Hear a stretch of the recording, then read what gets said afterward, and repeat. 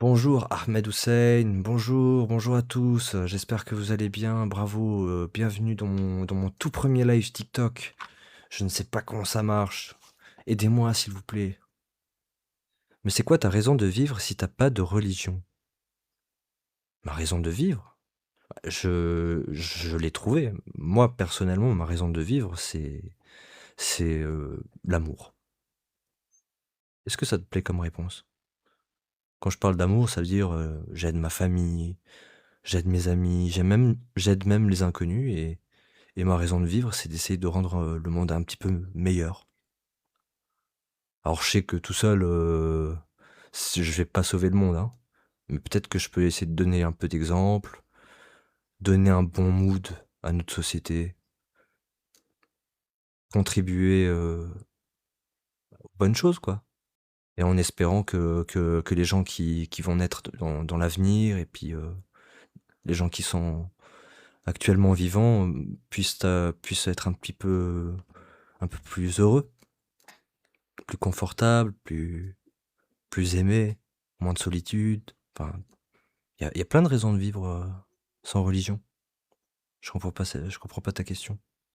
Parce que du coup, j'imagine que la raison de vivre quand t'as une religion, c'est quoi? C'est le paradis?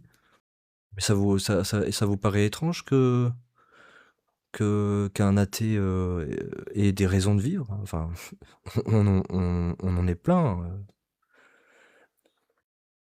La raison de vivre pour moi, c'est de vivre dans l'amour de Jésus. Oula, je suis pas sûr d'avoir compris si c'était homo-érotique ou quelque chose comme ça. Tout est absolument bien résumé en 11 mots. De faire la volonté de Dieu, en gros. Bah oui, mais la volonté de Dieu, enfin, comment est-ce qu'on peut savoir la volonté de Dieu? Moi, j'aimerais bien savoir la volonté de Dieu, mais jusqu'à preuve du contraire, il nous a jamais parlé.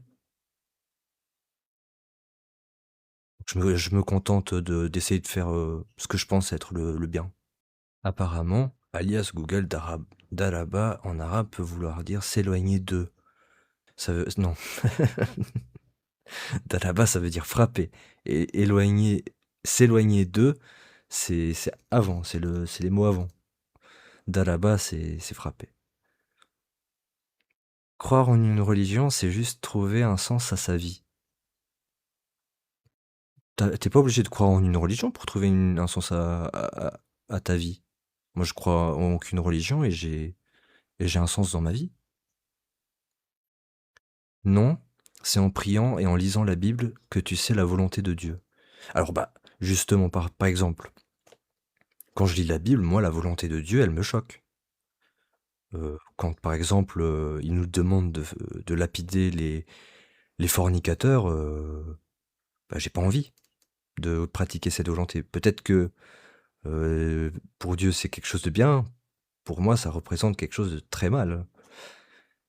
Je sais pas si vous avez déjà vu les exécutions pour fornication. Ça existe encore en vidéo, parfois, dans les pays du Moyen-Orient. Mais c'est horrible. Tu m'as mal compris. Ceux qui croient, ça les aide à trouver un sens à leur vie. Toi et moi, non. Mais est-ce que c'est un vrai sens à leur vie? Par exemple, dans l'hypothèse où Dieu n'existe pas, le sens qu'il prend, euh, il est biaisé, enfin, il vaut rien. C'est écrit dans la Bible ou le Coran. Kende, j'ai pas compris. Ah, pour la lapidation, c'est les deux, hein.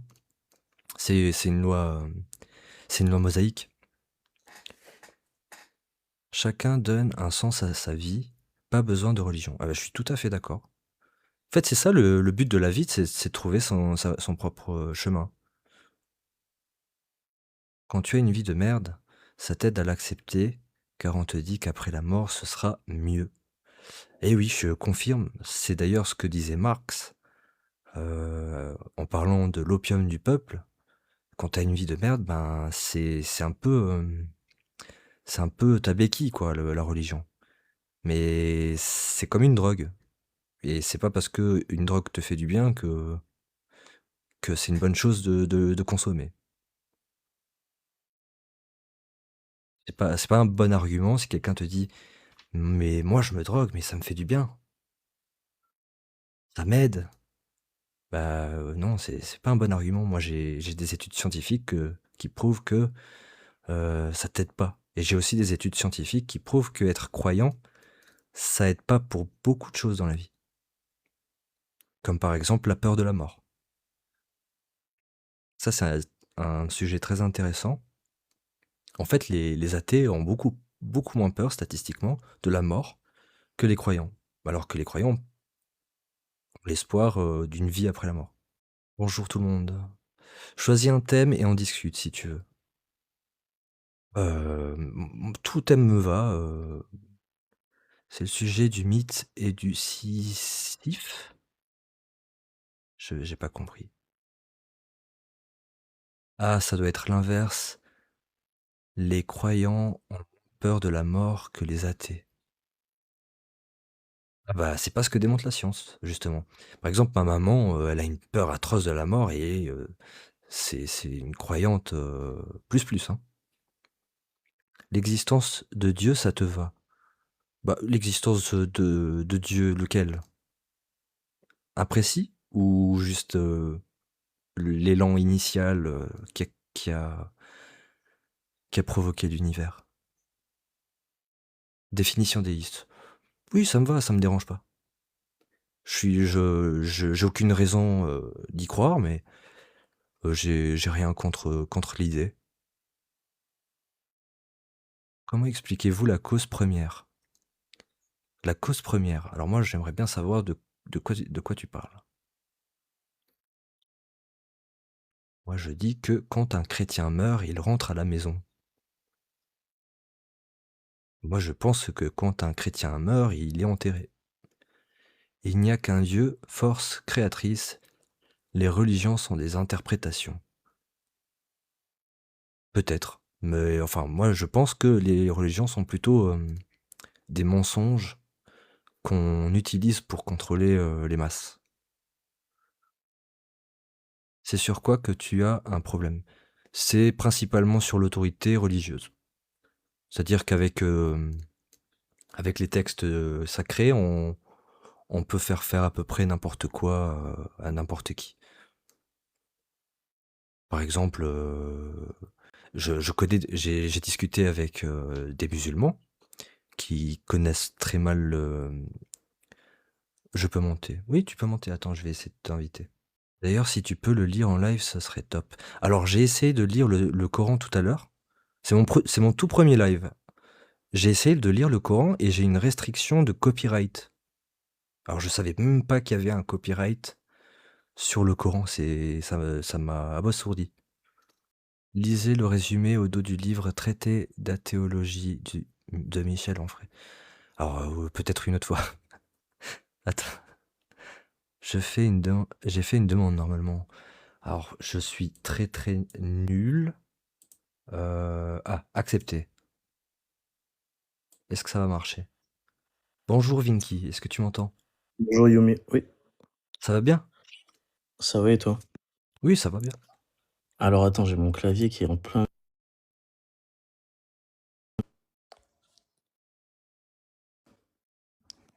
Bon, je vais faire avec. Tu m'entends là? Ouais, je t'entends bien. Ok. Parfait. Dis-moi. Euh, alors moi je suis catholique et je pense qu'en soi, l'autorité religieuse, quand on a un livre sacré, elle est plus que nécessaire quant à l'interprétation de ce livre.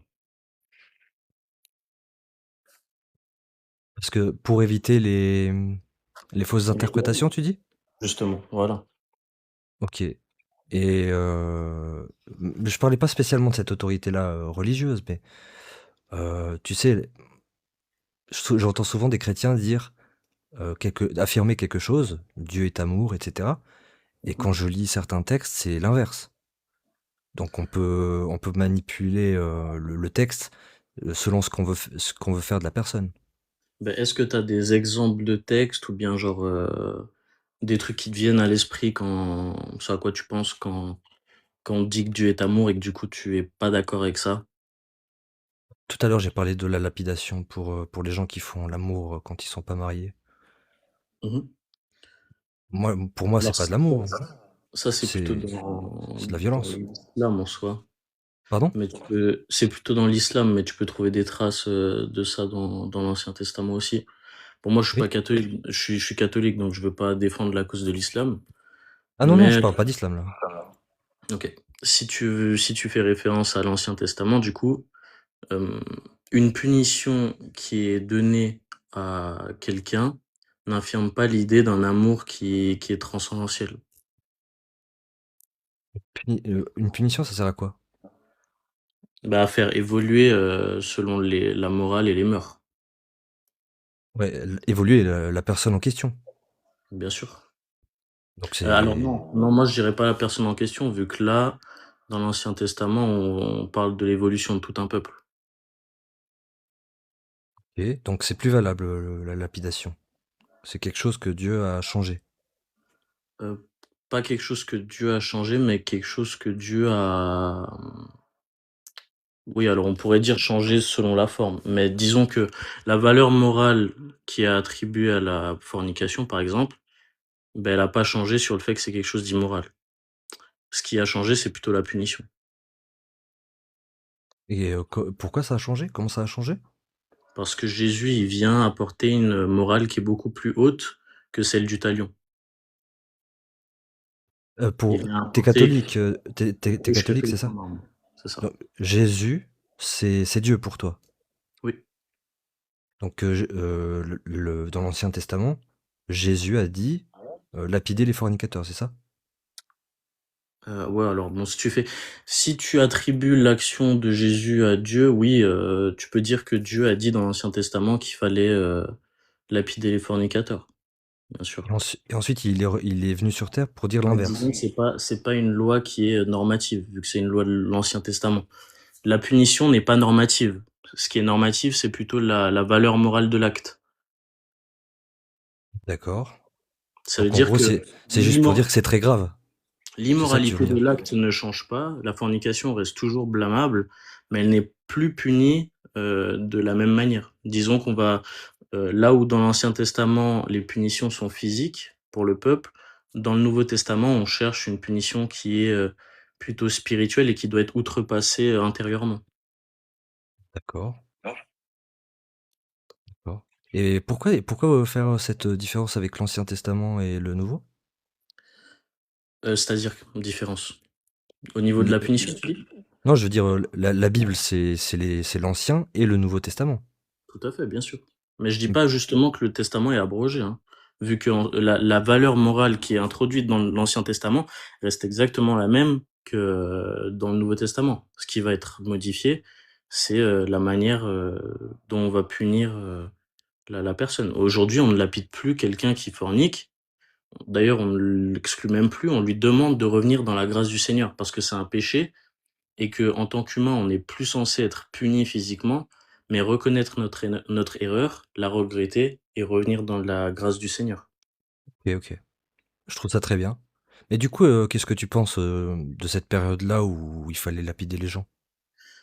Alors moi, je pense que, comme il est dit dans le Nouveau Testament, les Israélites étaient un peuple qui avait le cœur dur.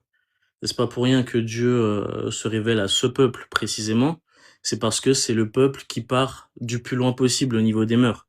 Je veux dire, ils vénèrent tous les dieux possibles, ils sacrifient des enfants, ils se Les rebellent Juifs? contre le Seigneur, bien sûr. Il y a beaucoup de juifs qui sacrifiaient des enfants à Moloch. C'était un dieu, de l'Ancien Testament aussi, enfin un dieu, un faux dieu. Et puis, Dieu les a punis plein de fois pour ça, et en fait, ce qu'on voit dans l'Ancien Testament, c'est que Dieu apporte des nouvelles valeurs morales aux Israélites, mais que les Israélites, dès qu'ils ont l'occasion, beh, ils se mettent à vénérer des faux dieux et puis se rebeller, et cetera, et cetera.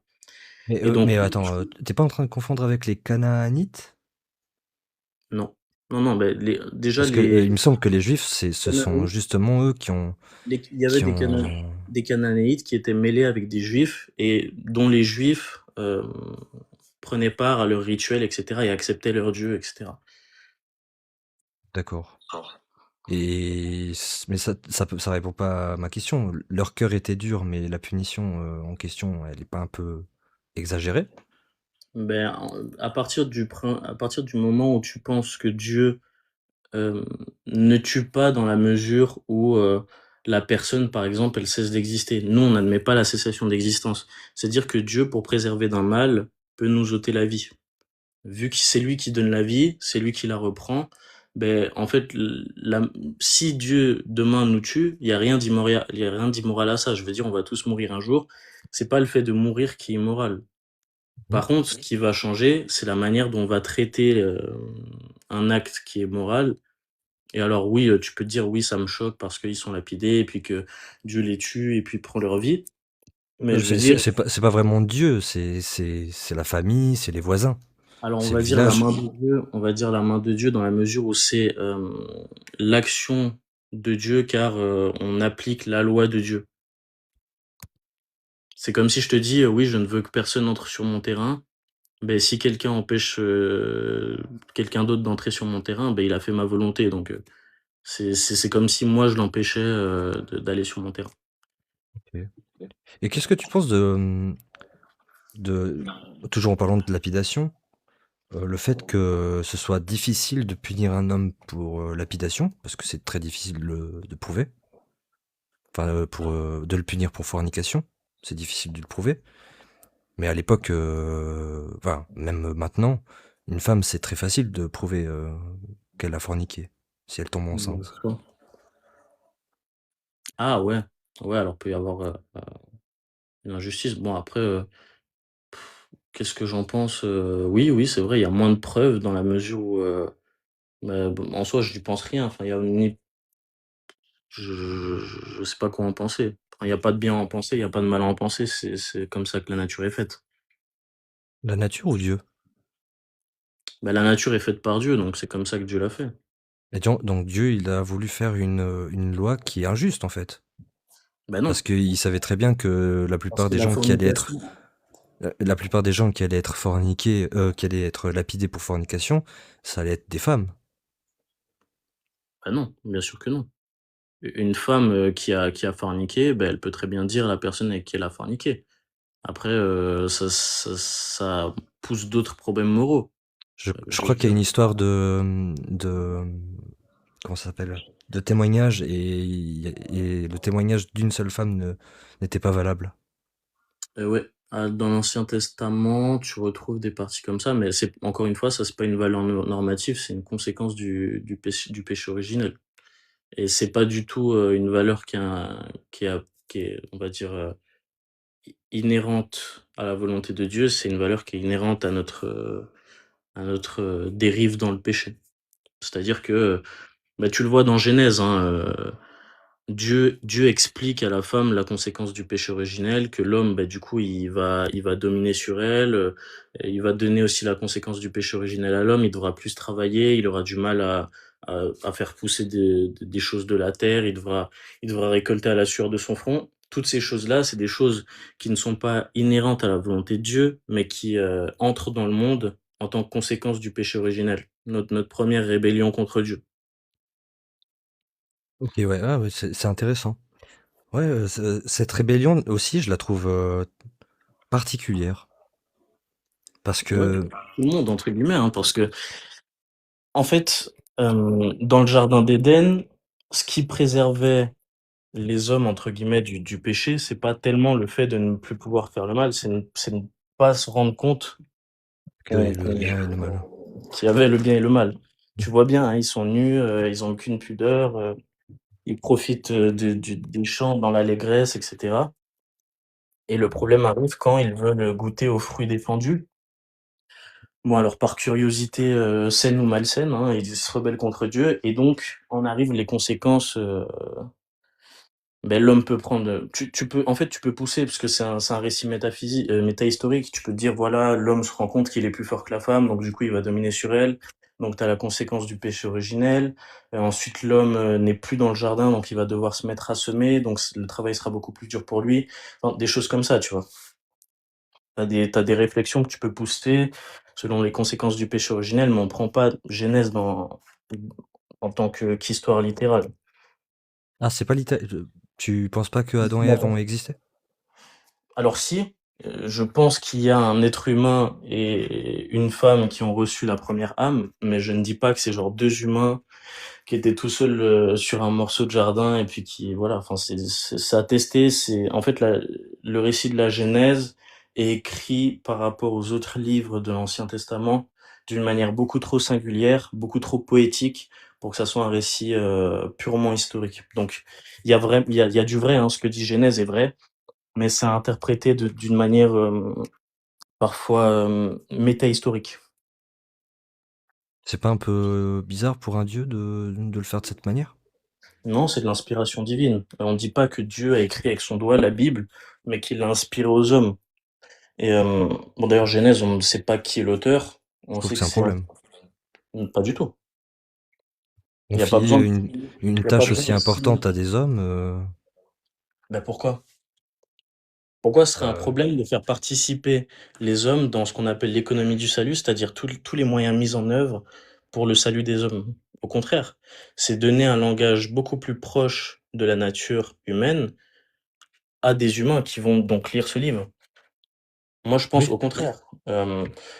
Le fait de donner cette tâche à des hommes, déjà, ça inclut l'homme dans l'économie du salut, mais aussi ça permet d'approprier le texte à la nature humaine.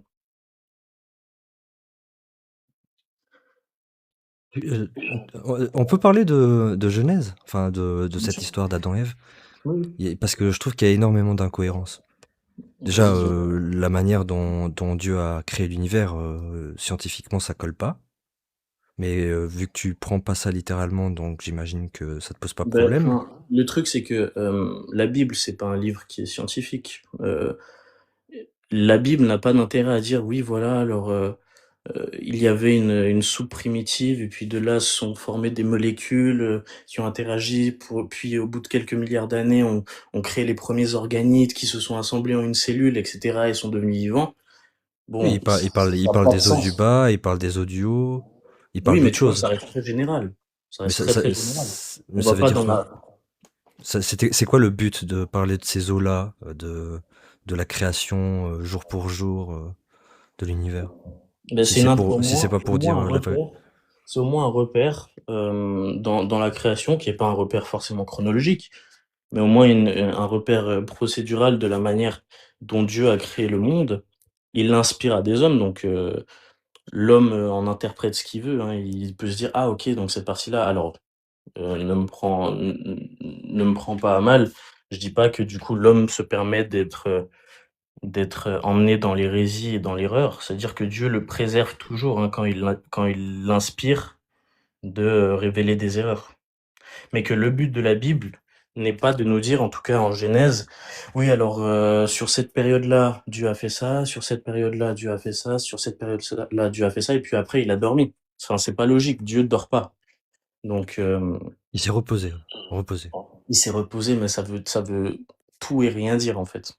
Et ça la personne pour qui ça a été inspiré, c'était un moment peut-être où il y a pas eu grand-chose et puis du coup, il l'a interprété de cette manière-là. On peut l'interpréter de plusieurs manières possibles, mais le repos de Dieu, c'est, une période qui est après la création, ça on peut en être sûr, mais qui n'est pas, littéralement Dieu qui ferme les yeux et puis qui fait une sieste. OK. Et est-ce que c'est littéral pour toi que l'être humain existe que depuis, 6 000 ans? Non, non, non, en tout cas, c'est pas la C'est position de l'Église. c'est-à-dire? C'est pas la position de l'Église, l'Église admet toute vérité scientifique. C'est-à-dire que, comme on sait qu'à peu près, les hominidés, Homo sapiens sapiens, sont apparus il y a, 100 000 ans à peu près. Bon ben, c'est comme ça. Enfin, il y a des évidences historiques, on peut faire une distinction en disant que voilà, l'être humain était un hominidé et puis qu'à un moment, du après une spéciation ou quoi que ce soit, c'est devenu la première espèce à recevoir une âme, des abstractions internes, cette capacité d'abstraction, cette capacité d'introspection. Bon voilà, ça on peut se le dire sans problème, mais il y a pas de en fait, il y a pas de repères, vraiment temporels et tu peux pas te baser sur des repères temporels dans l'Ancien Testament, enfin dans Genèse surtout, parce que c'est des périodes en fait. T'as pas vraiment 24 heures qui sont écoulées, t'as pas enfin, c'est pas vr des périodes fixes, je veux Alors, dire. attends, excuse-moi, mais Jésus, on est d'accord, c'était il y a 2000 ans? Oui, oui, ça on en est sûr. Ok. Moïse, c'était combien de temps avant Jésus? Moïse de tête, je crois c'était, 800 ans avant? Je crois que c'est 1500. OK, je te fais confiance, j'ai pas la Je- chronologie. mais bref, c'est pas important. Abraham, c'était combien de temps avant Jésus? Abraham, je crois c'était, peut-être 3000 ans. 2000. OK. 2000 ans. Adam et Ève, c'était combien de temps avant Abraham? Je sais pas, je vais te laisser me donner les dates, mais C'est en tout 2000 cas, ans aussi.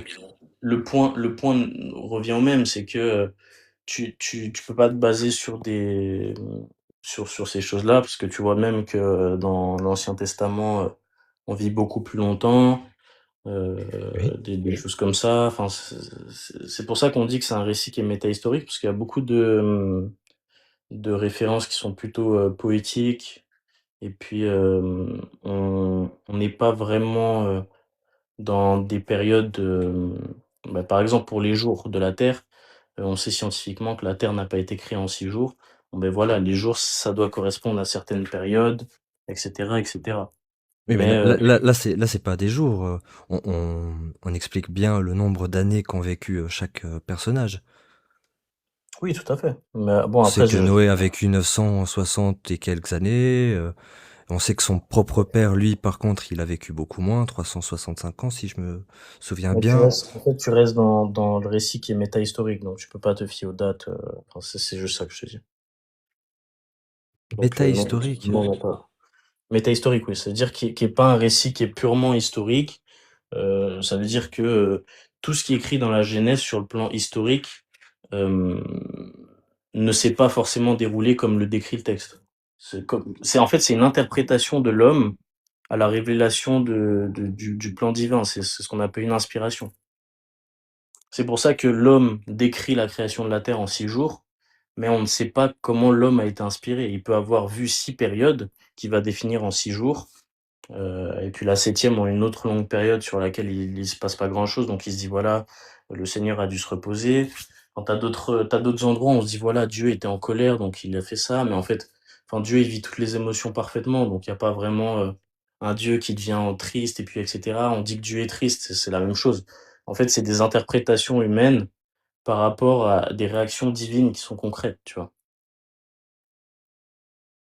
Je crois comprendre ce que tu veux dire, mais bon, je vais être sincère avec toi, hein. Pour moi, ça ressemble plutôt à un récit humain. Un récit humain? Ouais, de l'anthropocentrisme.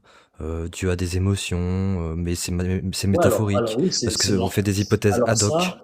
ça c'est, ça je peux te le concéder, hein, c'est de l'anthropomorphisme de ce qu'on perçoit de Dieu. Dieu n'est pas triste, Dieu ne se met pas forcément en colère. Je veux dire, Dieu agit, selon toutes ses émotions parfaitement. C'est-à-dire que Dieu n'est pas instable en fonction de ses émotions, tu vois?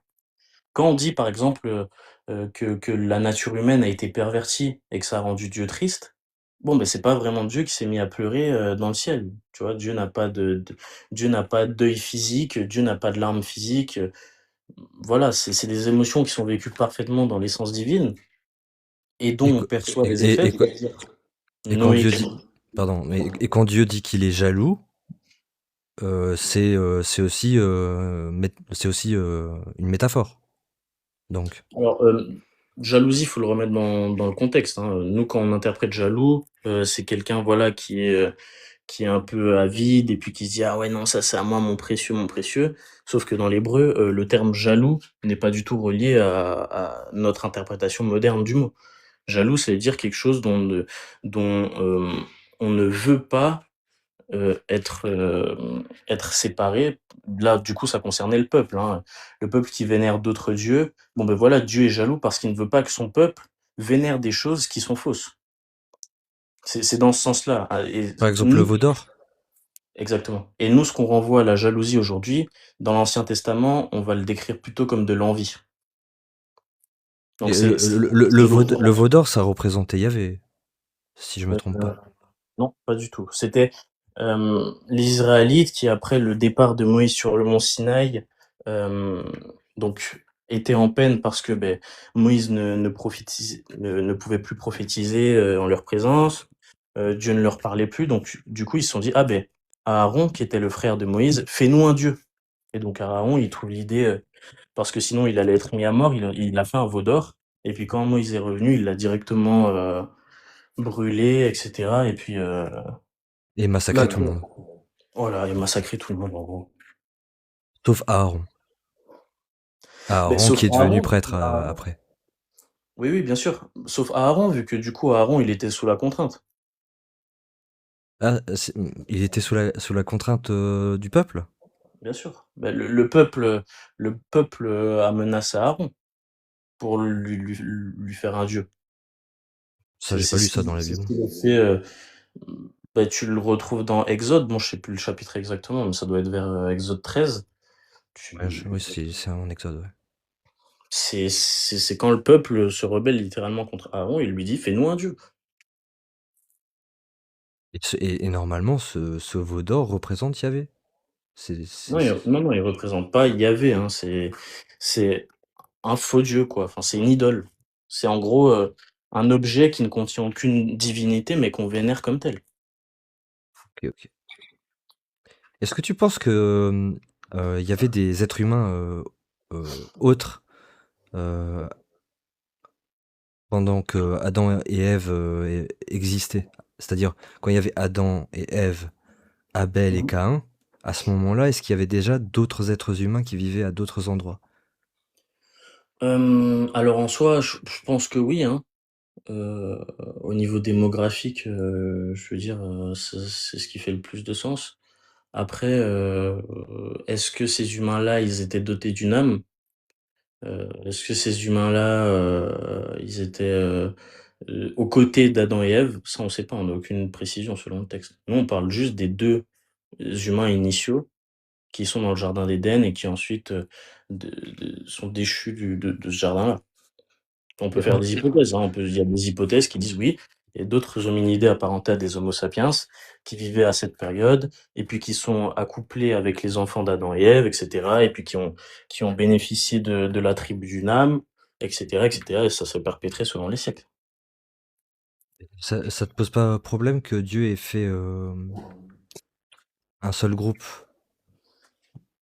conscient, enfin, avec une âme? Je sais pas bien Bah, le non. concept de l'âme, hein, c'est un peu vague En pour moi. soi, tu peux te dire que toi une âme, parce qu'en fait, âme, si tu reviens au terme assez primitif, c'est ce qui anime la chose.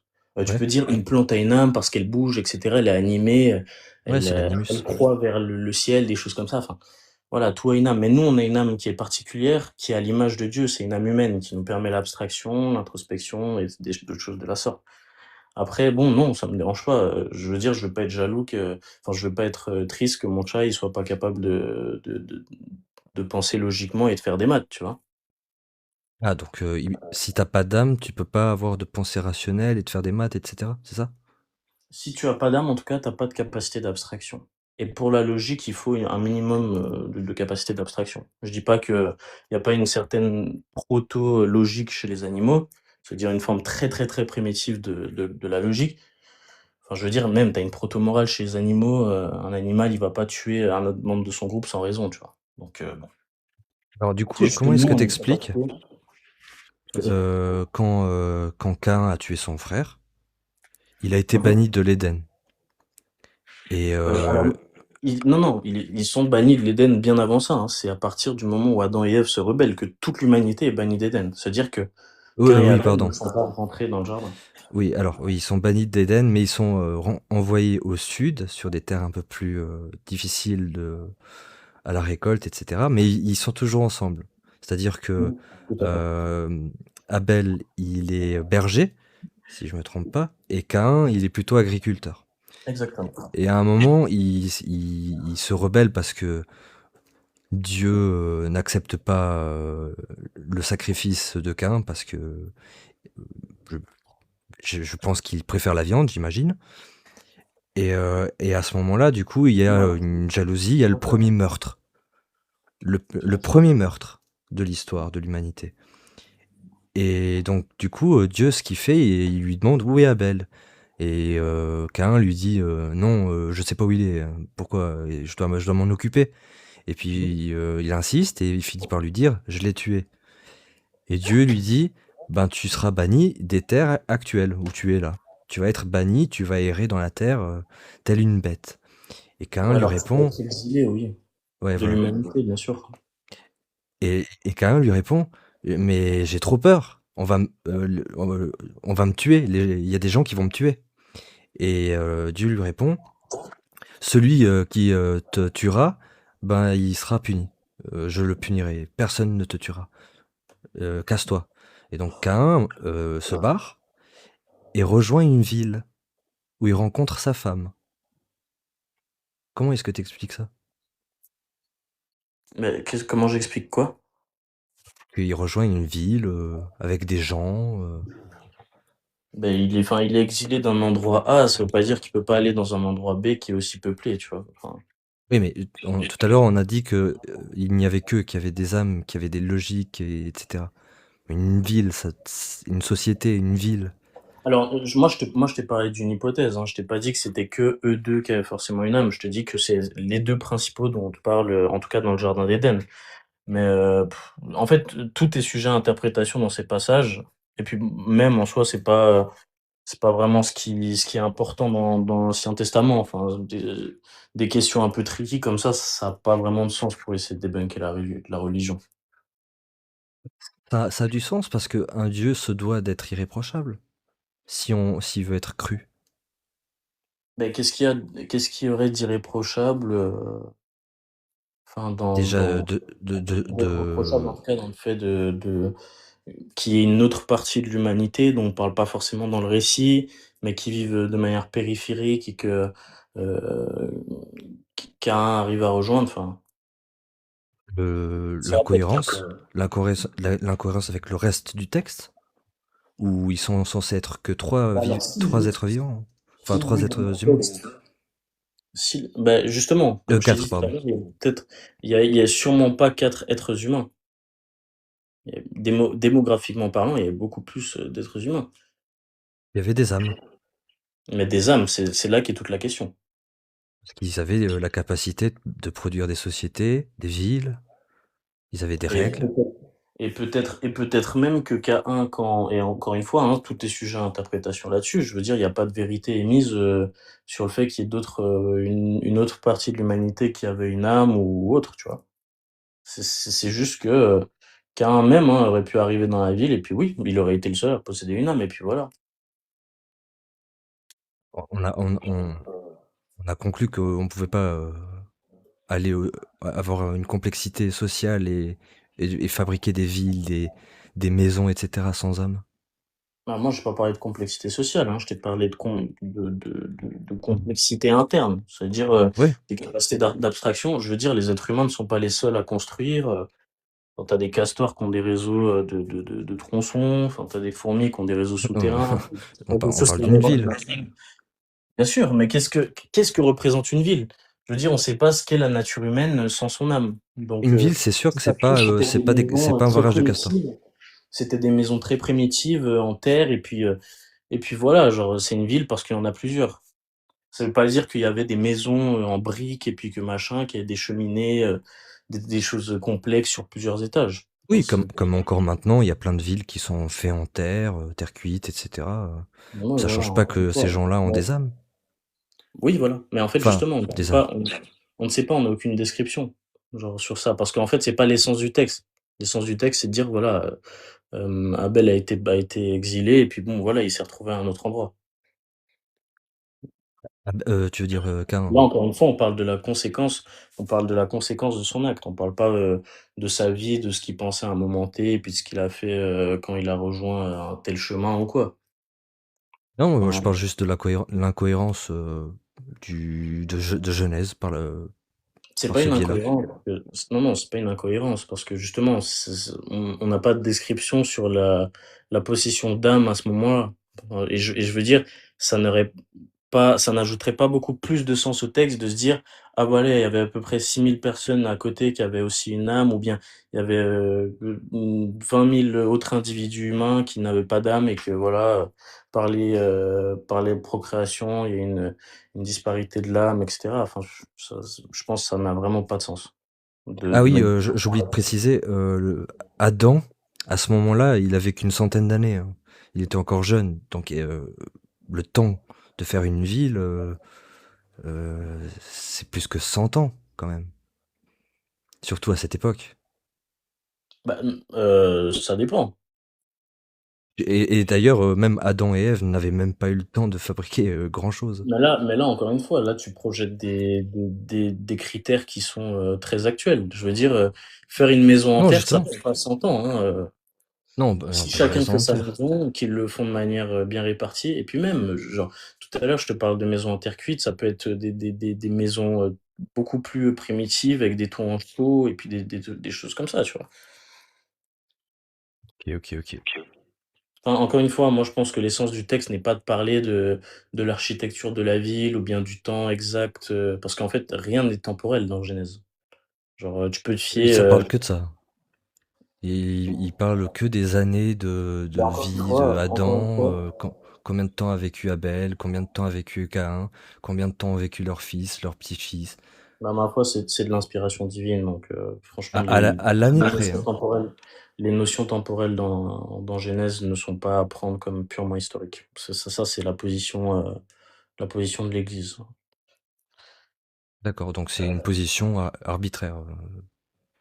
Non, bah, non, c'est pas une position arbitraire, c'est une position, qui découle d'une déduction logique. Enfin, on sait que la Terre n'a pas été créée en 6 jours, on sait qu'il y avait pas 2 individus, sur le plan phylogénétique et sur le plan démographique de l'humanité, on sait que, je sais pas moi, l'humain n'a pas pu vivre 700 ans ou des choses comme ça, donc forcément, si dans les autres endroits de l'Ancien Testament, on revient à une cohérence, mais que dans cette partie-là, on est sur des choses beaucoup plus abstraites, beaucoup plus poétiques, bon, ben voilà, on revient à la déduction logique que c'est un récit qui est métahistorique, qui ne dit pas Alors, je suis pas d'accord pour l'âge, comme quoi ça serait. On sait que l'humain n'a pas pu vivre 700 ans. Scientifiquement, oui, mais dans la Bible, c'est bien précisé que les hommes vivaient genre 900 ans, voire 1000 ah parfois, mais ça, et c'est dans la que Genèse. petit à petit, ça a commencé à baisser. Et jusqu'à l'époque de Moïse, où ils ont commencé à mourir vers 60, 70, 80 ans. Enfin, 80, Non, 80 mais ans. ça ne change rien, ça ne change rien à ce que je dis, c'est que les périodes en années, des choses comme ça, ne sont pas à prendre sur le plan purement historique.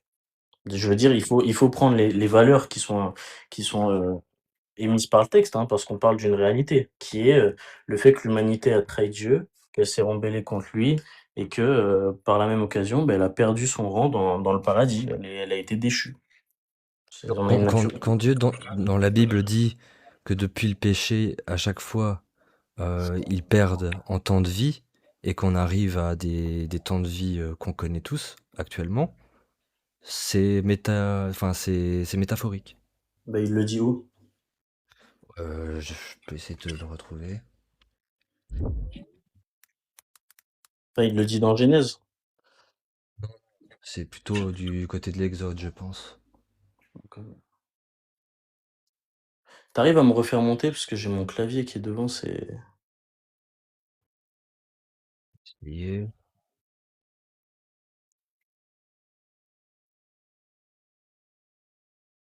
et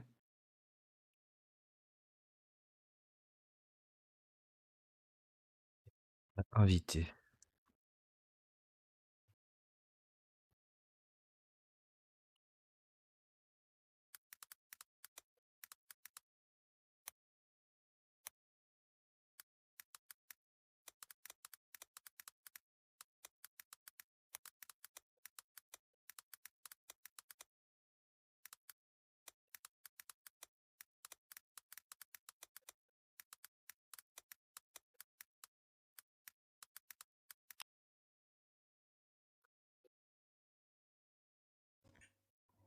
yes, merci. Avant, j'avais mon clavier qui était en place sur l'écran, ça faisait Pas de souci. Ah oui, c'est Genèse, chapitre 6, verset 3. Ouais, tu vois, donc, enfin, Mais c'est il y a Genèse, pas et que, encore une il y a fois, pas que, hein. tu peux Il y en a l'interpréter, hein, mais plusieurs. c'est pas, Et l'Éternel je dit, mon esprit ne restera pas toujours dans l'homme, mais il est cher et ses jours seront de 120 ans. Psaume 90, les jours de nos années sont de 70 ans, et pour les plus forts, de 80 ans. Et après, c'est la peine et la fatigue, car tout s'en va vite, et nous nous envolons. Si Mhm. tu veux, tous les versets. Et entre Genèse 5 et 11, on a l'âge précis de chaque descendant. Et on Mhm. aperçoit effectivement, ils sont de plus en plus, enfin, ils meurent de plus en plus tôt. Ok. Ouais, non, bah, écoute, moi, toujours, hein, je te dis qu'au niveau des périodes en temps, alors je dis pas, hein, tu des gens, qui tiennent la position, oui, il y a des humains qui ont, eu 700 ans et puis d'autres qui ont eu 120 ans, oui, bon alors 120 ans, c'est pas vraiment, une dinguerie, disons, mais bon, quand même, pour l'époque, c'était beaucoup. Mais t'as des gens qui tiennent ces positions-là. Je veux dire, le truc, c'est que dans Genèse, on a un récit qui est métahistorique. Et que donc, sur les périodes, on n'est pas 100% sûr. Voilà. Parce que c'est un texte qui est inspiré et qui a beaucoup plus de références poétiques et abstraites que les autres parties de l'Ancien Testament. Donc on a une vraie distinction entre ce texte, qui est d'ailleurs le plus singulier au niveau de l'existence et de la valeur des actes et de la poésie et des choses comme ça. La manière dont est rédigé le texte, au niveau de la syntaxe, au niveau de la rédaction, est très singulière dans l'Ancien Testament. Donc ce texte n'est pas à prendre comme valeur purement historique. C'est-à-dire que il n'y a pas eu seulement 2 humains à un moment T, il n'y a pas eu, je sais pas, hein, tu peux l'interpréter comme tu veux. Il n'y a pas eu, un seul mec qui a tué son frère, ou bien peut-être qu'il y a eu, mais que, c'était très singulier, ou bien qu'on parle que des premiers humains, des 2 premiers de l'espèce, ou bien qu'on parle, des 2 premiers qui ont fait ce qui ont prospéré le meurtre. Enfin voilà, t des choses, tout est sujet à interprétation dans Genèse, donc ce texte n'est pas à prendre sur le plan purement historique. En tout cas, même sur les dates, on sait que la terre n'a pas été faite en 6 jours. Donc pour arriver à une conclusion qui est logique vis-à-vis de ce texte, qui est rempli d'abstractions, qui est rempli de tournures poétiques des phrases, c'est que c'est un récit métahistorique. Et ils le pensaient pareil à l'époque? Sûrement oui, tu as des traces de juifs, heu, des traces primitives de juifs qui désignent le texte comme étant, un récit métahistorique. Attends, tu sais quoi? Je vais te retrouver des sources parce que là, Oui. Mais on passe en 1500. le consensus, pas juste des gens qui pensaient un peu différent.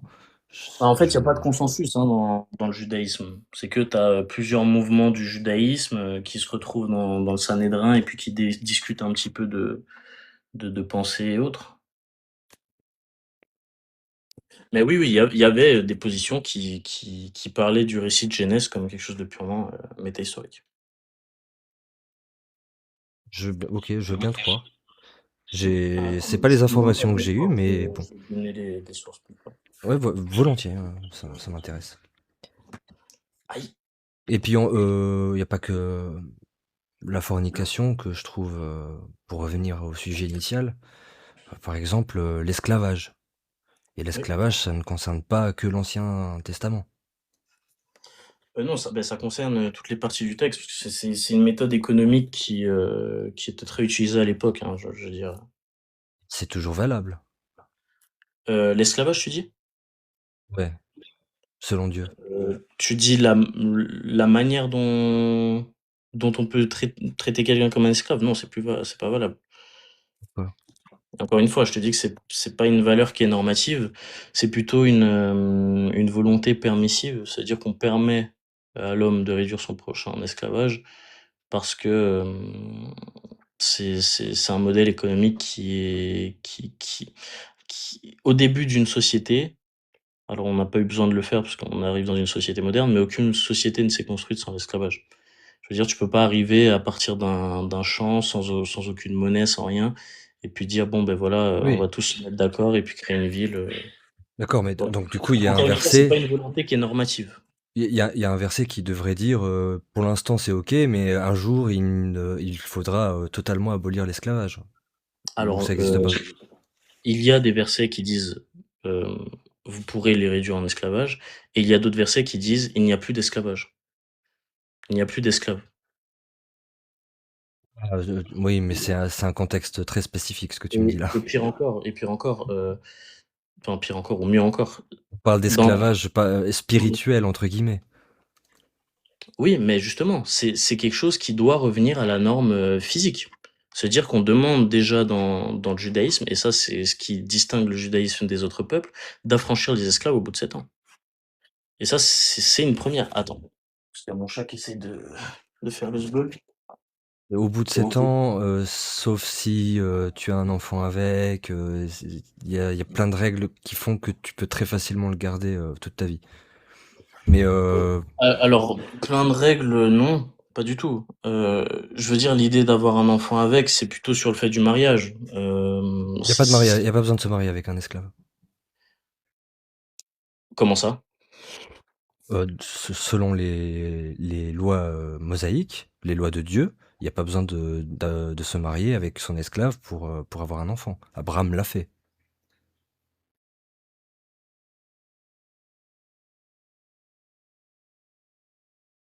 Allô? Ah oui, si tu plus sur TikTok, si jamais je peux pas t'entendre. Je pense qu'il cherche sa source. Mais ouais, l'esclavage, c'est un vrai problème. Et là, pour le coup, même Jésus ne résout pas ce problème parce qu'il dit retournez à vos esclaves. Retournez-les et retournez à vos esclaves et respectez-les, etc. Au lieu de dire à tout le monde non, ça suffit. Les humains n'appartiennent qu'à Dieu, à la limite, ou les humains ne peuvent pas appartenir à d'autres humains. Et ce qui est horrible dans les lois de l'esclavage, c'est que c'est Dieu même qui explique comment frapper son esclave. Tu m'entends? Ouais, je t'entends.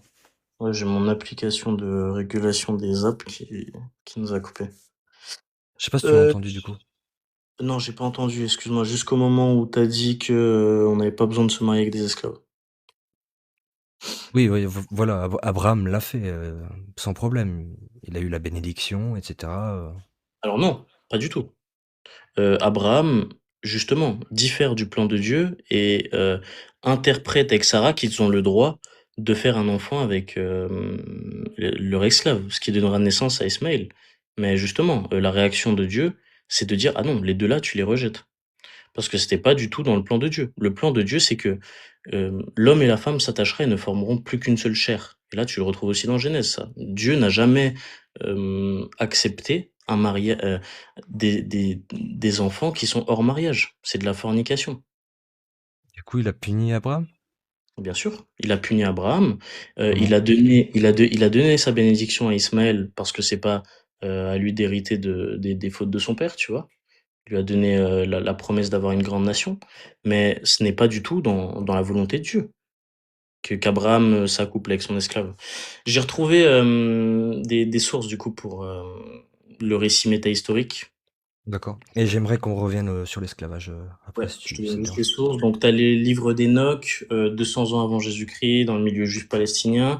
Tu as le livre des Jubilés, moins 160 avant Jésus-Christ. La sagesse de Salomon, moins 30 avant Jésus-Christ. Siracide, Ben Sira, qui est la sagesse de Salomon, qui est à moins 180 avant Jésus-Christ, qui parle d'une lecture morale et euh, métahistorique. Philon d'Alexandrie, moins 20 ans avant Jésus-Christ, qui est juif helléniste et qui pense vraiment que donc il dit l'important c'est le premier c'est un des premiers juifs à émettre vraiment de manière explicite l'œuvre métahistorique et allégorique. Donc c'est pas du tout le christianisme qui apporte cette idée. Donc tu as C'est toute un cette juif. période. Ou alors, bon, c'est le premier qui le formule en tant que tel, hein, mais tu as des idées comme ça qui remontent à la période du Second Temple, moins 516 avant Jésus-Christ, et qui vont te dire que les pharisiens, les sadducéens, les esséniens et les apocalyptiques parlent en tout cas de Genèse, donc non pas forcément comme un allégorique et métahistorique, mais soit typologique, soit mystique, soit avec des leçons de morale, etc. Ok, donc il a fallu quand même bien attendre un moment quand même. Oui, bon, après, j'ai envie de te dire, il y avait pas une Bible. La première Bible juive, je crois que c'est, je sais pas, l'an 70 avant Jésus-Christ, tu vois? La Bible hébraïque, je te dis. Sinon, tu as plein de textes comme ça, enfin, il y a comme je t'ai dit, il y a pas de consensus, il y a plutôt des écoles. Ok, ok. Et pour revenir du coup sur l'esclavage, qu'est-ce que tu penses de la loi qui permet de frapper son esclave? Mais, Hem, et même de le tuer, selon certaines j'en circonstances. j'en pense rien, j'en pense que c'est déjà une loi qui distingue le peuple juif des autres peuples. Parce qu'il y avait aucune loi morale et aucun statut pour les esclaves, durant cette période.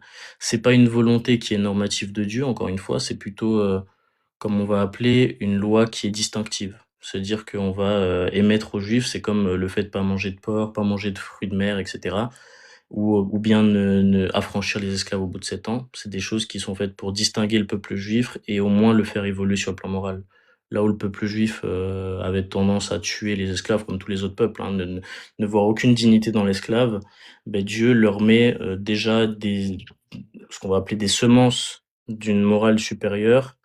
Alors pas dans l'accomplissement parfait parce on accepte, l'accomplissement parfait qu'en Jésus-Christ, mais déjà une petite partie de l'évolution de la morale de ce peuple. Jésus-Christ dit retournez à vos esclaves. Retournez à votre Retournez à vos maîtres, pardon.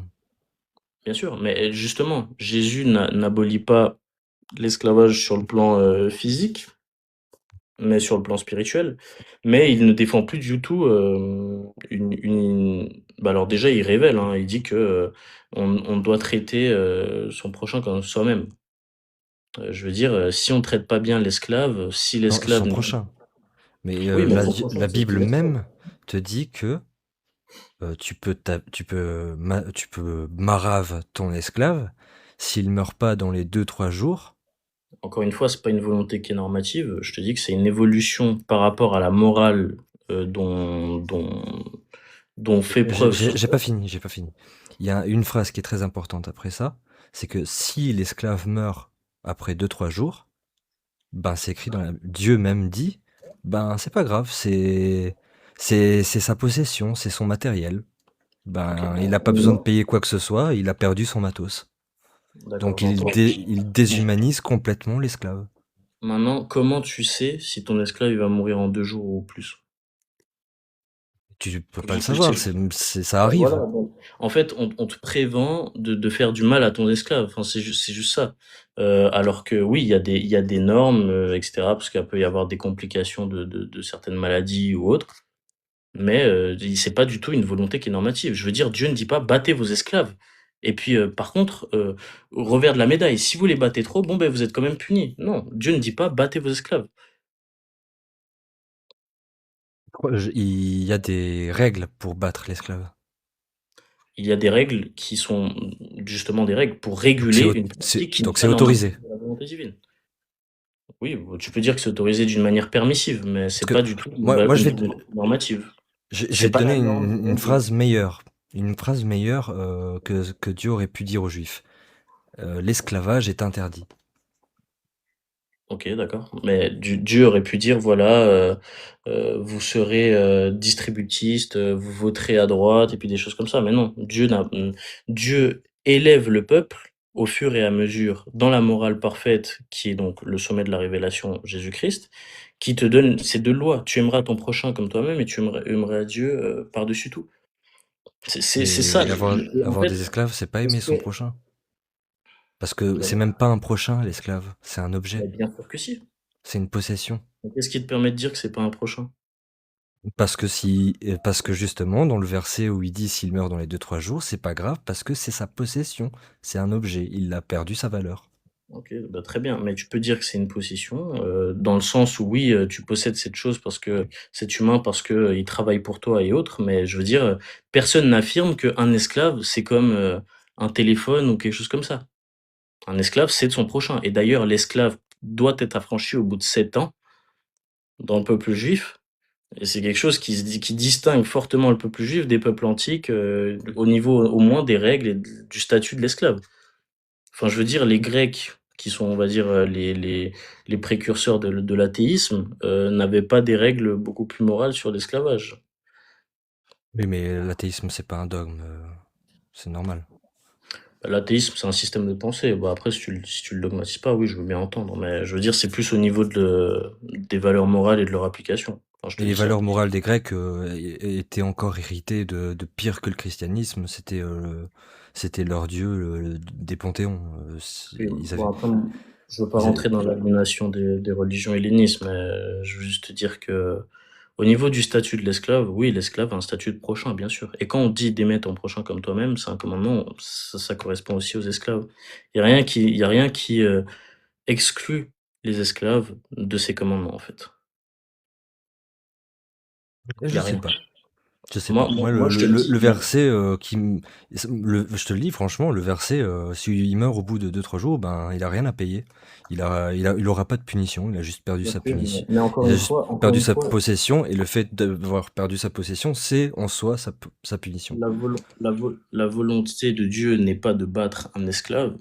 La volonté de Dieu, en tout cas, est d'apporter des normes morales à une pratique qui est immorale. Oui. Et ça aurait dû être Je peux l'esclavage faire un est parallèle. interdit. Je peux faire un parallèle. Si tu veux faire changer les peuples de mœurs, tu leur apportes une morale de manière progressive. Je veux dire, moi, demain, je ne peux pas dire, voilà, Pas quand t'es Dieu. mais pourquoi? Parce Tu que sais, Dieu Dieu fait est ce qu'il veut. pédagogue, hein, Dieu. Dieu est tout Ok, puissant. oui, bien sûr. Dieu est tout-puissant, mais Dieu veut faire participer l'humanité à son plan. C'est l'économie du salut. C'est ce qui justement nous permet d'avoir de la jugeote et nous dire, ah ben c'est comme ça qu'il faut interpréter les textes. Enfin, quand, Dieu ne dit pas, vous serez possesseurs d'esclaves, vous les battrez, etc. Voilà, faites ça, amusez-vous bien, c'est des objets qui n'ont aucune valeur en tant qu'humains. Non. Dieu, il apporte des valeurs petit à petit. Se dire que tu verras que dans l'Ancien Testament, de manière très primitive, au tout début de l'Exode, le peuple juif est encore polythéiste, dans la Bible. Et Yahweh ne dit pas tout de suite, je suis le seul Dieu. Il dit, je suis le seul vrai Dieu. Et c'est oui, ensuite, beaucoup plus tard dans l'Exode, que tu verras, je suis le seul et unique Dieu. Donc on est sur une évolution morale qui est petit à petite. D'ailleurs, on dit même que la foi de Moïse n'est pas du tout celle d'Abraham. Abraham était polythéiste et il pensait que Yahweh, c'était une divinité parmi une grande pluralité de divinités. Je pense qu'il était babylonien et puis qu'il était sous toutes les coutures polythéistes, Abraham. Et c'est pour ça qu'on te dit dans le Nouveau Testament qu'il a été justifié non pas par la foi, parce que sa foi était fausse, mais par les œuvres. et il Parce était qu'il a été prophète, lui, non? Abraham, non, c'est pas. Oui, alors on peut dire qu'il est prophète dans la mesure où il prophétise, mais c'est plus un patriarche. Ok, d'accord. C'est, disons, un des piliers sur lequel repose la foi parce qu'il est un des premiers à avoir fait confiance à Dieu. Et on est d'accord qu'il avait des contacts avec Dieu par l'intermédiaire Ah de oui, oui, d'anges, etc. oui, oui. Et ils lui ont pas dit qu'il était dans l'erreur. Mais bien sûr. Mais alors, pas dit qu'il était dans l'erreur, peut-être pas sur le plan de la foi, parce qu'il y a pas d'intérêt, mais sur les actions qu'il faisait de manière individuelle, bien sûr, il leur apportait déjà une morale. Par Mais exemple, c'est sur le toujours polythéisme, qu'est-ce qu'il a une reçu évolution comme graduelle. Ben en soi, si, Abraham n'était pas un polythéiste qui, sacrifiait des bébés pour Dieu et cetera, bon, je veux dire, ça fait pas, grand mal, à son âme, sachant que, Dieu le sanctifie, en graduellement lui apportant des valeurs morales. Tu vois? C'est tout ça, c'est que on apporte des valeurs morales à un peuple graduellement, mais, pas d'un coup boum, voilà, il doit y avoir, Oui, de la quand on est démocratie. des êtres humains. Comme je dis, le progressisme, Bien ça se sûr. fait petit à petit. Mais quand on est Dieu et Mais quand on Dieu, mais s'adresse à Dieu, il quand on s'adresse à son prophète, mais il Dieu, il suffit s'adresse juste pas à... de donner la règle Mais, exacte mais et bien il n'y a sûr que pas à non. discuter. Mais bien sûr que non. Et Dieu, il travaille avec des humains. Il travaille pas avec des êtres parfaits qui ont toute connaissance du bien et du mal. Bien sûr que non. Dieu, justement, la preuve, Dieu dit: «Je suis le seul et unique Dieu» et le peuple israélite, fait des faux dieux. Si Dieu avait donné toute la loi d'un coup, mais il y aurait plus de peuple à la fin. Ah bon, tu penses? Ah, j'en suis sûr. Je pense que ça aurait été meilleur d'avoir la bonne morale dès le début. Ça aurait évité des Bah, horreurs. entre Des guillemets, horreurs qui aujourd'hui, Dieu n'est pas soumis au temps. Dieu n'est pas oui, soumis au temps, d'accord, je suis d'accord. mais Tu peux nous, prendre on est l'exemple qu'il soumis faut. au temps. Mais ces parties-là, elles posent problème actuellement à des gens comme nous. OK, mais dans la mesure où toi tu penses que, la mort c'est la cessation d'existence. Ouais. Mais moi je pense pas ça. Moi je pense que les personnes qui sont mortes dans le désert de l'Exode, même s'ils ont fauté, ils sont pas en enfer. Tu penses qu'ils sont au paradis? J'espère, je peux pas en être sûr, mais tout est selon les consciences. Mais si ces Israélites, ils avaient pas conscience de ce qu'ils faisaient, mais qu'ils le faisaient quand même. Bon, ben voilà, ils sont sûrement au paradis. Qu'est-ce que tu veux que je te dise? En fait, il n'y avait pas de paradis à l'époque parce que les portes du paradis étaient fermées à partir du moment qu'Adam et Ève avaient rejeté. Mais ils étaient dans ce qu'on appelle le séjour des morts, le Sheol en hébreu. C'est en gros l'endroit où résidaient les âmes avant l'arrivée du Christ, qui est hors du temps, du coup, et hors de l'espace. Oui, oui. Je vois, Mais je en fait, vois. moi, je peux te donner une analogie un peu qui est pas parfaite, mais qui permet un peu de visualiser la chose. Tu préfères, tuer une personne pour que tout le monde puisse en profiter? Par exemple, si tu avais eu l'occasion de tuer Hitler pour éviter hop, moi je veux pas dire les termes. Si tu avais eu l'occasion de tuer le H pour, empêcher l'émergence du NS, Mhm. est-ce que tu l'aurais fait? Ou est-ce que tu aurais laissé cette idéologie prospérer sans ne jamais rien faire? Et puis, en mettant toi-même une thèse qui réfute toute la chose, mais qui n'est pas prise en compte. Je vois pas l'analogie. Dans le sens où, ces groupes-là, qui ont été punis par la mort par, le décès, on on peut imaginer qu'il est préférable, en tout cas pour, faire apparaître graduellement un sens moral au peuple, de leur faire, de ne plus les laisser dans le monde physique, de leur ôter la vie, pour que le peuple puisse, arriver sur une base beaucoup plus morale. Mais tu penses qu'on est arrivé à une base plus morale en laissant le N faire, enfin le H avec son Non, N justement. faire? Mais c'est quand on l'a empêché qu'on a pu, mais je veux dire moi je peux te parler plutôt de la propagation des idées, en fait. Oui. Mais Si tu étais s'il avait été exécuté avant de pouvoir propager ses idées, c'est ça que tu penses qui aurait été le mieux? en tout cas, s'il avait pas de sens moral, oui, bien sûr. Ok.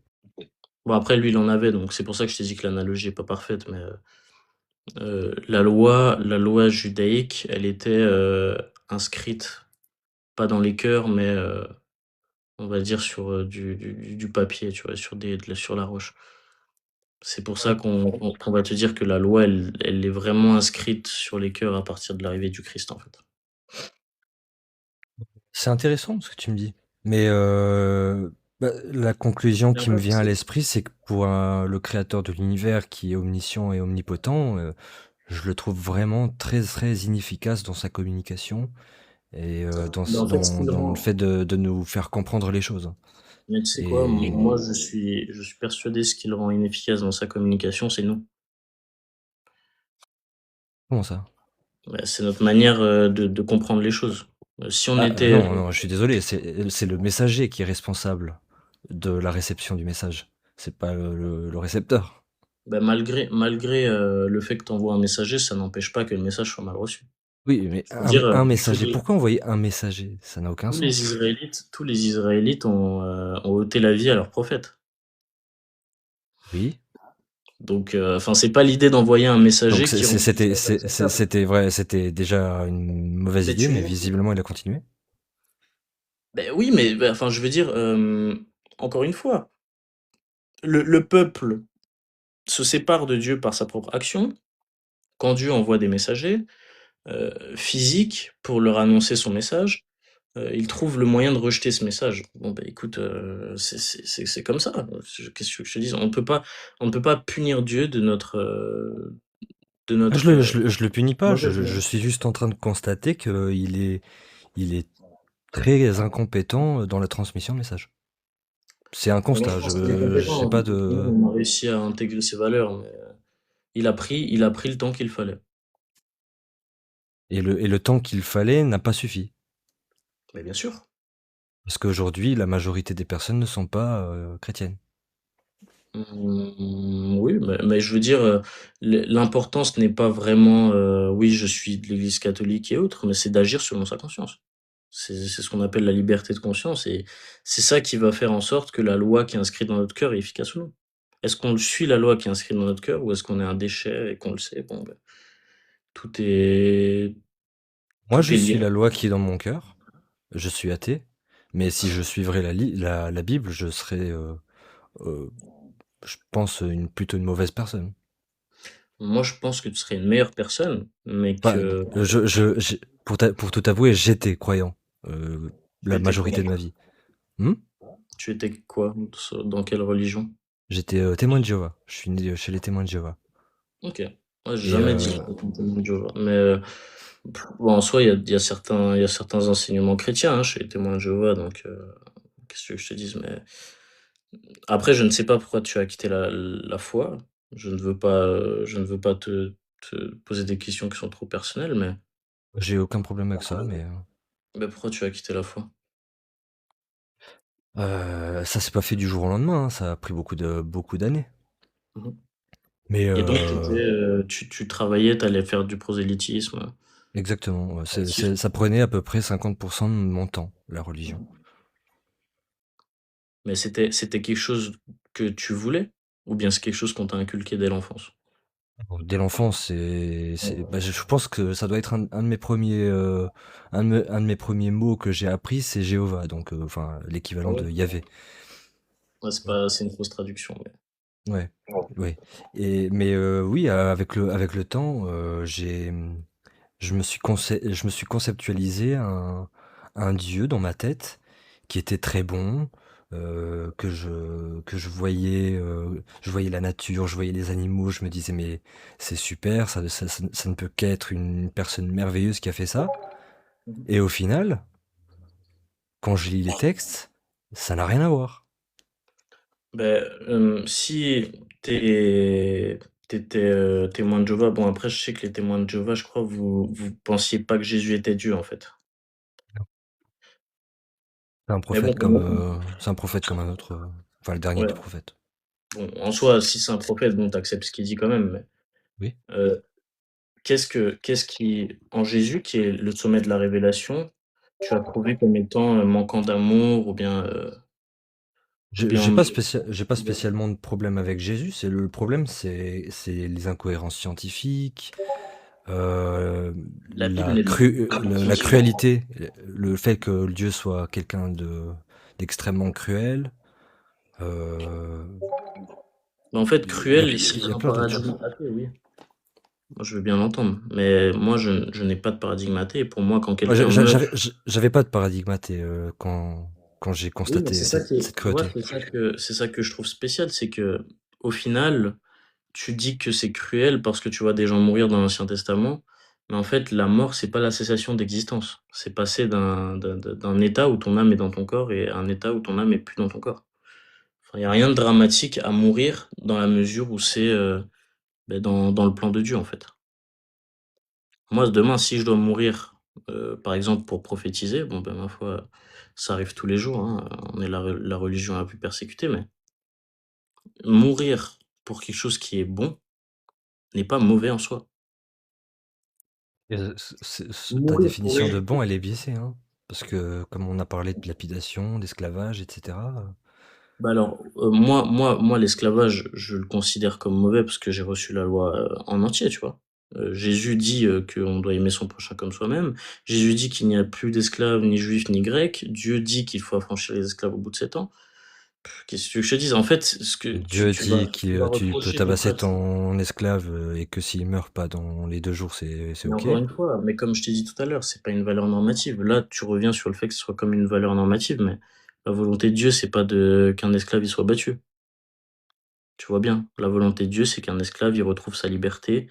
Heu, En fait, il trouve des compromis pour nous faire accepter la loi, en fait. Alors, Et c'est ce qui fait de lui quelqu'un de démon. il peut dire une simple phrase comme ne battez pas vos esclaves. Mais bien C'est sûr, mais déjà mieux que battez vos esclaves, c'est ok, c'est une mais pas trop pratique non plus. universelle dans l'Antiquité, l'esclavage. Un esclave qui, à l'époque, voulait fuir, et cetera. Enfin, tu penses vraiment que l'humanité serait restée: «Ah bon, c'est bon, il a fui, il peut revenir» et puis voilà. Non, tu aurais forcément eu des dérives. Alors autant réguler et appliquer et amener graduellement des semences de morale. Enfin, Et- c'est juste ça. Est-ce qu'il a toujours été graduel avec tout? Alors il y a des moments, oui, bien sûr. Ah oui, Par exemple la fornication. Est-ce qu'il a été graduel? oui, oui, bien sûr. Beh, tu vois bien, Au début, c'était un peu permis. Abraham, il est pas tué. Abraham, on lui dit: «Bon, ben voilà, malédiction, boum». Ouais, Mais ça, il est pas tué et c'est graduellement qu'on va dire: «Bon, ben là, maintenant, vous avez plus qu'une femme, parce que je suis le seul et vrai Dieu». C'est comme le polythéisme. Le polythéisme, Abraham, il est pas tué parce qu'il est polythéiste. Il y aurait plus d'humanité. On était tous des animistes, la plupart. Mais Dieu va se révéler au fur et à mesure comme étant le principal Dieu. Au début d'Exode, vraiment, je te conseille de relire Exode avec ce que je te dis là. Tu vois bien, au début d'Exode, tu sais, tu te dis, mais c'est le vrai Dieu. C'est-à-dire, c'est parmi d'autres divinités parce que ils parlent des autres divinités, ils disent, eux, c'est des mauvais dieux, etc. Donc c'est bizarre. Et puis après, il arrive, il dit, je suis le seul et unique Dieu. Tu vois, c'est graduel en fait. Il ne révèle pas toute sa loi et c'est ce qu'on va appeler l'inaccessible dans le plan divin. C'est que ça arrive petit à petit. En fait, c'est une évolution graduelle de la morale d'un peuple profondément perverti parce qu'il a été déchu du jardin d'Éden, parce qu'il a une nature humaine et qui lui a permis de faire un choix entre le bon et le mauvais. Bon, ben, ma foi, il a choisi le mauvais et il en paye les conséquences. Mais Dieu ne nous abandonne pas. Au fur et à mesure, il nous donne la morale graduellement pour arriver à la plénitude de la révélation qui est Jésus-Christ. c'est marrant, j'étais d'accord avec le début de ta phrase, Ah, que mince. on évolue graduellement, etc. Puis Oui, après, mais je te parle au niveau de la morale, oui, qui est instituée par Dieu, genre. notre morale continue d'ailleurs à évoluer, et elle est pas instituée par Dieu. Par exemple, l'homosexualité est de plus en plus tolérée et acceptée. Oui, alors c'est pas parce que quelque chose est toléré et accepté que c'est quelque chose de bon. Moi, je suis contre la pratique de l'homosexualité, Pourquoi? parce que c'est pas du tout dans notre nature. Notre nature, c'est-à-dire? La nature de l'homme est de procréer, d'être fécond et en fait, tu le vois même au niveau biologique, il y a aucune, cohérence à être homosexuel. Tu peux me citer l'article de Nature qu'ils ont sorti en 2016, qui parle d'une espèce de bonobo et cetera, mais même au niveau là, la nature humaine n'est pas faite pour l'homosexualité parce que, déjà, même sur le plan déontologique, l'homosexualité n'est pas une pratique universalisable. On ne peut pas en faire une maxime qui puisse être tenue par toute l'humanité, pour qu'elle puisse prospérer, en tout cas. Ah oui, non, mais aujourd'hui la J'ai même science, pas besoin d'être elle chrétien est pour être contre unanime. On peut. l'homosexualité, hein. Au niveau déontologique, c'est totalement OK d'être contre l'homosexualité. Enfin, je ne suis Alors, pas contre l'affection d'hommes envers d'autres hommes parce que c'est pas quelque chose qui est forcément acquis. Le consensus scientifique dit que l'homosexualité, il y a une partie qui peut être acquise, une partie qui peut être innée. Il n'y a pas un gène en particulier qui crée l'homosexualité, mais tu as des, mince, des ensembles de gènes qui peuvent favoriser l'apparition d'une attirance chez les hommes. Mais je veux dire, il y a une partie d'inné, il y a une partie d'acquis. Bon, ben, ma foi, il y a des gens qui ont tous ces ensembles de gènes qui sont parfaitement, hétérosexuels. Tu as d'autres gens qui n'ont pas du tout cet ensemble de gènes, mais qui pourtant, par une acquisition, deviennent homosexuels. Moi, je suis contre l'homosexualité, pas parce que, j'aime pas que les gens s'aiment et puis qu'ils soient heureux, non. Je dis que c'est juste quelque chose qui n'est pas universalisable et par conséquent, c'est immoral, en fait. Ça ne peut pas être universalisable. La science est claire là-dessus, le taux d'homosexualité ne change pas. Peu Ouais, importe mais quand je te la culture, la région et l'époque. Ça a toujours été à peu près 10%. OK, mais même si, ça c'est pas un très bon exemple. Je veux dire, c'est pas parce qu'une pratique est minoritaire qu'elle devient morale. Non, La c'est pas ça que je pédophilie est dis. aussi C'est que ça minoritaire. ne sera pas universalisable. Ça ne peut pas devenir universalisable. Oui, mais C'est, c'est pas du tout la thèse de Kant, hein. Non, attends, moi je te faisais une référence à la déontologie, mais c'est pas franchement pas sur ça que je tiens, cette position. Je veux dire, à partir du moment où tu penses que, faire s'accoupler 2 hommes, ça a vraiment un sens, sur le plan biologique, bon, beh, grand bien t'en fasse, mais non, ça a aucune, je pense même pas que l'accouplement a forcément quelque chose. Enfin, je pense pas on a des relations que pour procréer. Sinon, ça serait un peu triste. Et puis aussi, tu parlais du bonobo tout à l'heure. Je connais pas cet article-là, mais ce que je peux te dire, c'est que euh, les, c'est pas les bonobos il y a pas que les bonobos qui ont des tendances homosexuelles, qui sont homosexuels, qui pratiquent de l'homosexualité. On l'observe dans quasiment toutes les espèces animales. non, c'est faux ça. Mais il y a une justement l'étude, elle était observée surtout chez les bonobos, c'est pour ça que je t'ai parlé de ça. Mais je te dis juste parce Les qu'il y a chiens, des tu connais gens pas? qui... Oui, bien sûr, mais comme je te dis, c'est pas une pratique qui est dans toutes les espèces, bien sûr que non. Et elle se trouve dans énormément d'espèces, surtout chez les mammifères. Oui, les mammifères, on revient là-dessus, mais genre, pas tous les mammifères, des choses comme ça et même ça ne rendrait pas la pratique beaucoup plus morale et tu peux pas, dire qu'un humain, fait bien d'être, homosexuel parce qu'un bonobo, est homosexuel. Enfin, moi, je disais juste ça parce que tu as des gens qui tiennent l'argument que c'est pas naturel, mais que cet article-là, il prouve que, bah, oui, il y a des choses, il y a des exemples dans la nature qui montrent il y a des espèces animales qui sont homosexuelles. Moi, je te parle surtout de l'acte moral parce que l'animal n'est pas un agent moral. Je veux dire l'animal sauvage, c'est pas un Et agent qu'est-ce qu'il y a moral. d'immoral qu'est-ce qu'il y a d'immoral Mais dans comme je t'ai dit, l'homosexualité? le fait qu'il n'y ait aucun fruit qui soit produit de cette union, le fait que ça ne soit pas une doctrine universalisable, bon là je fais référence à de la déontologie, mais toutes ces choses-là rendent cet acte intrinsèquement, en tout cas, désordonné. D'accord. Donc un couple hétérosexuel qui est stérile, ils sont dans l'immoralité. Hein? Un couple hétérosexuel qui sont stériles et qui continuent de pratiquer leur relation, ils sont dans l'immoralité. Non, parce que, la stérilité ne coupe pas l'acte, enfin l'acte ou le but de la procréation. C'est-à-dire qu'un couple, tout dépend de l'intention. Si un couple fait l'amour uniquement parce qu'ils ils veulent profiter et kiffer et puis voilà, bah, oui, c'est du désordre. Je veux dire même dans le couple, on a Ils sont stériles et ils le savent.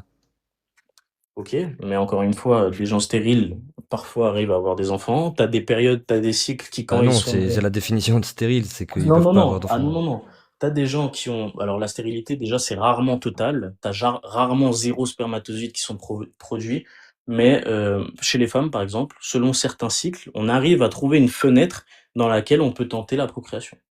Mais je veux dire, Oui, moi, ça je c'est reviens à chez toutes les l'exemple parce femmes. qu'en fait, c'est ça la réponse de fond, c'est que si l'intention est juste ben, de faire l'amour pour ne rien en tirer, et puis voilà, sans but, et puis ouais, juste faire comme des animaux, bah oui, du coup, c'est immoral. On est appelé à la chasteté, même dans le couple, même dans le mariage. Mais Le fruit de la ça c'est pas sexualité pur. doit être la procréation. Mais ça c'est pas considéré comme une abomination par Dieu. Ben non, vu que ça peut mener à de la procréation. Je veux dire, ce qui est immoral, c'est d'être fermé à l'acte de procréation. C'est pour ça que nous, dans le catholicisme, on va interdire la contraception, d'autres choses comme ça. Tout est dirigé vers l'intention de l'acte, l'intentionnalité de l'acte. Et c'est ça qui juge de l'ampleur morale d'une chose ou non. Une femme à qui on a retiré les ovaires, on est d'accord qu'il est impossible qu'elle tombe enceinte? Oui. Donc une femme qui n'a plus ses ovaires, Bah, rien n'est impossible à si Dieu, elle mais pour pratique, l'exemple, on va dire oui. si elle pratique une relation hétérosexuelle avec son mari, elle est dans l'immoralité. Bah, Si je si, reprends si ta le but, logique. si le, bah alors, laisse-moi répondre. Si le but est purement d'en tirer un plaisir charnel sans aucun fruit, alors oui, elle est dans l'immoralité, bien sûr. Au même titre qu'un homosexuel, même si l'homosexualité est amenée par ce qu'on va appeler un désordre moral. D'accord. Et donc toi, par exemple, si c'est pas indiscret, tu ne pratiques que des relations sexuelles pour but de procréation. Il n'y a rien d'autre. Bah alors, je suis pas marié, donc je ne pratique pas, hein, mais quand je serai marié, oui, oui, c'est ça. Ok. Bah, je veux dire, enfin, encore une fois, hein, moi, il y a un côté théorique dont on parle, mais il y a un côté pastoral. Moi, je sais que les homosexuels, ils font face à beaucoup de défis, surtout dans la spiritualité. Je suis pour qu'on soit plus accueillant pour eux, qu'on les dirige mieux vers des moyens d'outrepasser cette condition, qui n'est parfois pas choisie. D'ailleurs, tout le temps pas choisie même, je vais réitérer. Mais intrinsèquement, si on parle sur la théorie, c'est un acte qui est immoral. Et ça, malheureusement, enfin, en fait, je vois pas une école, à part de l'hédonisme un peu perverti, où tu dirais que l'homosexualité est quelque chose d'entièrement moral, etc. Enfin, si tu viens à des exemples concrets, même dans de l'hédonisme pur, ça n'a vraiment pas beaucoup de sens au niveau moral. Après, bon, je suis pas là pour. Et alors parlons de cette immoralité. Déjà, est-ce que tu peux me définir la morale? Alors pour moi, il y a une morale qui est objective, qui nous est donnée par Dieu et qui est indépendante du sujet. C'est-à-dire que même si 99% de l'humanité pensait que le meurtre était moral et que je serais le 1%, si ce 1%-là est une chose qui est donnée par Dieu, alors je suis une personne entièrement morale. Après, tu as des distinctions dans la morale qui sont la conscience. C'est-à-dire que tu pourrais... Attends. Là, là, là, tu es en train de Tu m'expliquer pourrais... comment être moral. Moi, je veux la définition de ce qui est moral. Ce C'est qui est quoi la moral, c'est ce moralité? qui est dans le plan de Dieu. Ah, d'accord, ok. Donc, si ça va à l'encontre de la volonté de Dieu, c'est immoral. Oui. Par exemple, communiquer à travers TikTok, c'est immoral. Hein? Pourquoi? Parce que ça va pas dans la volonté de Dieu. Bah alors, ça ne va pas à l'encontre de la volonté de Dieu. Je veux dire, en fait, il y a 3 classes, on va dire. Il y a ce qui est dans la volonté de Dieu, ce qui est à l'opposé de la volonté de Dieu et ce qui est, sans plus, quoi. Je veux dire, que je communique avec toi, je pense que même si dans la volonté de Dieu, vu que je communique et peut-être j'apporte des réponses à tes questions que tu as peut-être pas entendues ou des choses comme ça, alors c'est quelque chose qui est plaisant. Mais si tu en tires rien, bon, ben, ma foi, c'est ni plus ni moins pour Dieu, je pense. Bonsoir, j'espère que vous allez bien. Salut, Au Kaiser. revoir, mon frère. Juste je rebondis sur ce qu'a dit Vinci, parce que je trouve qu'il y a un truc quand même à rectifier. Déjà, ce qui est bien et ce qui est mal, on reprend les définitions aristotéliciennes. On va dire ce qui est bien, c'est ce qui existe, c'est ce qui est en effectif, et ce qui est mal, c'est l'absence de bien. Donc c'est être une privation, un manque, une négation. Ouais, c'est un concept privatoire, on va dire. Donc quand justement on a parlé justement de contre-nature tout à l'heure sur l'acte homosexuel, ou bien un acte sexuel qui n'a pas la possibilité d'amener à la vie, il est contre nature, car justement la nature de l'acte en soi est le fait de donner la vie.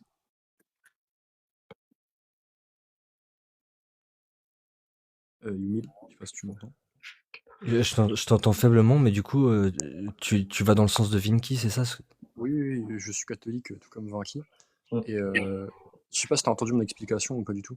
Oui, j'ai entendu. Donc, Ok, le bien, le mal, c'est l'absence de bien, c'est ça? C'est en c'est gros. ça exactement. Oui. Ok. Et par exemple, je sais pas, moi, regarder la télé, c'est l'absence de bien, donc c'est immoral? S'il y a une privation qui est faite par le fait que tu regardes la télé, oui, ça serait un mal. Une Mais là, je privation vois pas de? une privation de bien. Par Pas une exemple, privation si de le bien, fait... juste, je passe du temps à regarder la télé, je ne fais ni de mal ni de bien, mais vu qu'il y a pas de bien, c'est forcément mal. Non, en gros, ce qui est bien, c'est ce qui existe, c'est ce qui est. Euh, Quand si justement, là, ça serait rendu mal, par exemple, regarder la télé serait mal, si justement il y a empêchement du déploiement de la vertu dans ta vie. Par exemple, si tu sais que le fait de regarder la télé, je sais pas, tu vas regarder des émissions qui sont, je sais pas, ridicules, et qui justement qui poussent à la vulgarité, eh ben oui, là, c'est mal. Parce que si tu tends naturellement à aller vers le mal. OK, imaginons que je regarde un tu sais quand c'est blanc là, quand il y a la neige? Et la neige. Oui, tu sais, quand il y a pas de chaîne, ça fait pchit et puis il y a rien qui se passe à la télé. C'est bien ou c'est mal? Bah là, faudrait voir pourquoi ce serait mal déjà. Parce qu'il y a pas de bien? Pourquoi il n'y a pas de bien? Bah, explique-moi. En quoi Bah c'est non, bien de regarder la neige de la télé? pas parce que, enfin, là, faudrait que tu montres pourquoi ce serait bien ou mal. Là, enfin, là je peux dire que là, là, c'est un acte qui est moralement neutre. Il y a des choses qui sont moralement neutres. Ah bah oui, tu peux dire ça. Donc par exemple, un acte homosexuel, ça peut être moralement neutre, parce que tu peux le Non. faire l'acte homosexuel et juste après avoir un acte hétérosexuel. Rien n'empêche l'autre. Non. Non, parce que justement, l'acte, quand tu fais l'acte, on prend justement le, le, le jugement, la quantification entre le bien et le mal vis-à-vis justement de l'acte. Et quand on prend l'acte, la nature de l'acte, c'est justement la possibilité d'accès à la vie. Ouais. Et Mais en justement, fait, un acte homosexuel n'a pas possibilité d'accès à la vie. Yomi, Kaiser, ce qu'il disait, c'est qu'il y a des actes qui peuvent qui peuvent pousser à la séparation du bien. Et ces actes-là, du coup, ils sont immoraux. D'accord. C'est Et ça donc, qu'il dit. ouais, ça me pose problème parce que ce qui est moral pour Dieu, c'est immoral pour moi, Mais pour toi, malheureusement. comment tu définirais la morale, toi? Moi, je ne crois pas que la morale existe. Je pense qu'on a tous un sens moral Mais d'où il vient? de notre. On peut l'expliquer par la psychologie évolutive. Mais Mais quel est t'es d'accord l'intérêt? que... Attends, regarde. T'es L'intérêt, d'accord c'est la survie que... de l'espèce. T'es d'accord, Yumil, que un aveugle, il a toujours la privation de la vue, que ça soit actuellement, dans 50 ans, ou il y a 3000 ans, il y avait toujours la privation de la vue, à un aveugle. Oui. Ok, bah là, il y a un mal. Physiquement, ontologiquement, il y a un mal. Ouais. Eh ben oui, donc là, le mal et le bien, il est bien fondé sur la réalité. Il n'y a pas eu d'action pour le rendre aveugle. C'est pas la question. Le réalisme moral, et les catholiques, on va stipuler que le bien et le mal, il est fondé sur la réalité. C'est-à-dire que quand justement on va euh, regarder justement le monde, bah, on peut voir, on peut facilement en déduire qu'il y a des privations et qu'il y a des choses qui sont. Donc s'il y a des privations, il y a des maux. S'il y a des maux, il y a un mal. J'ai rien compris.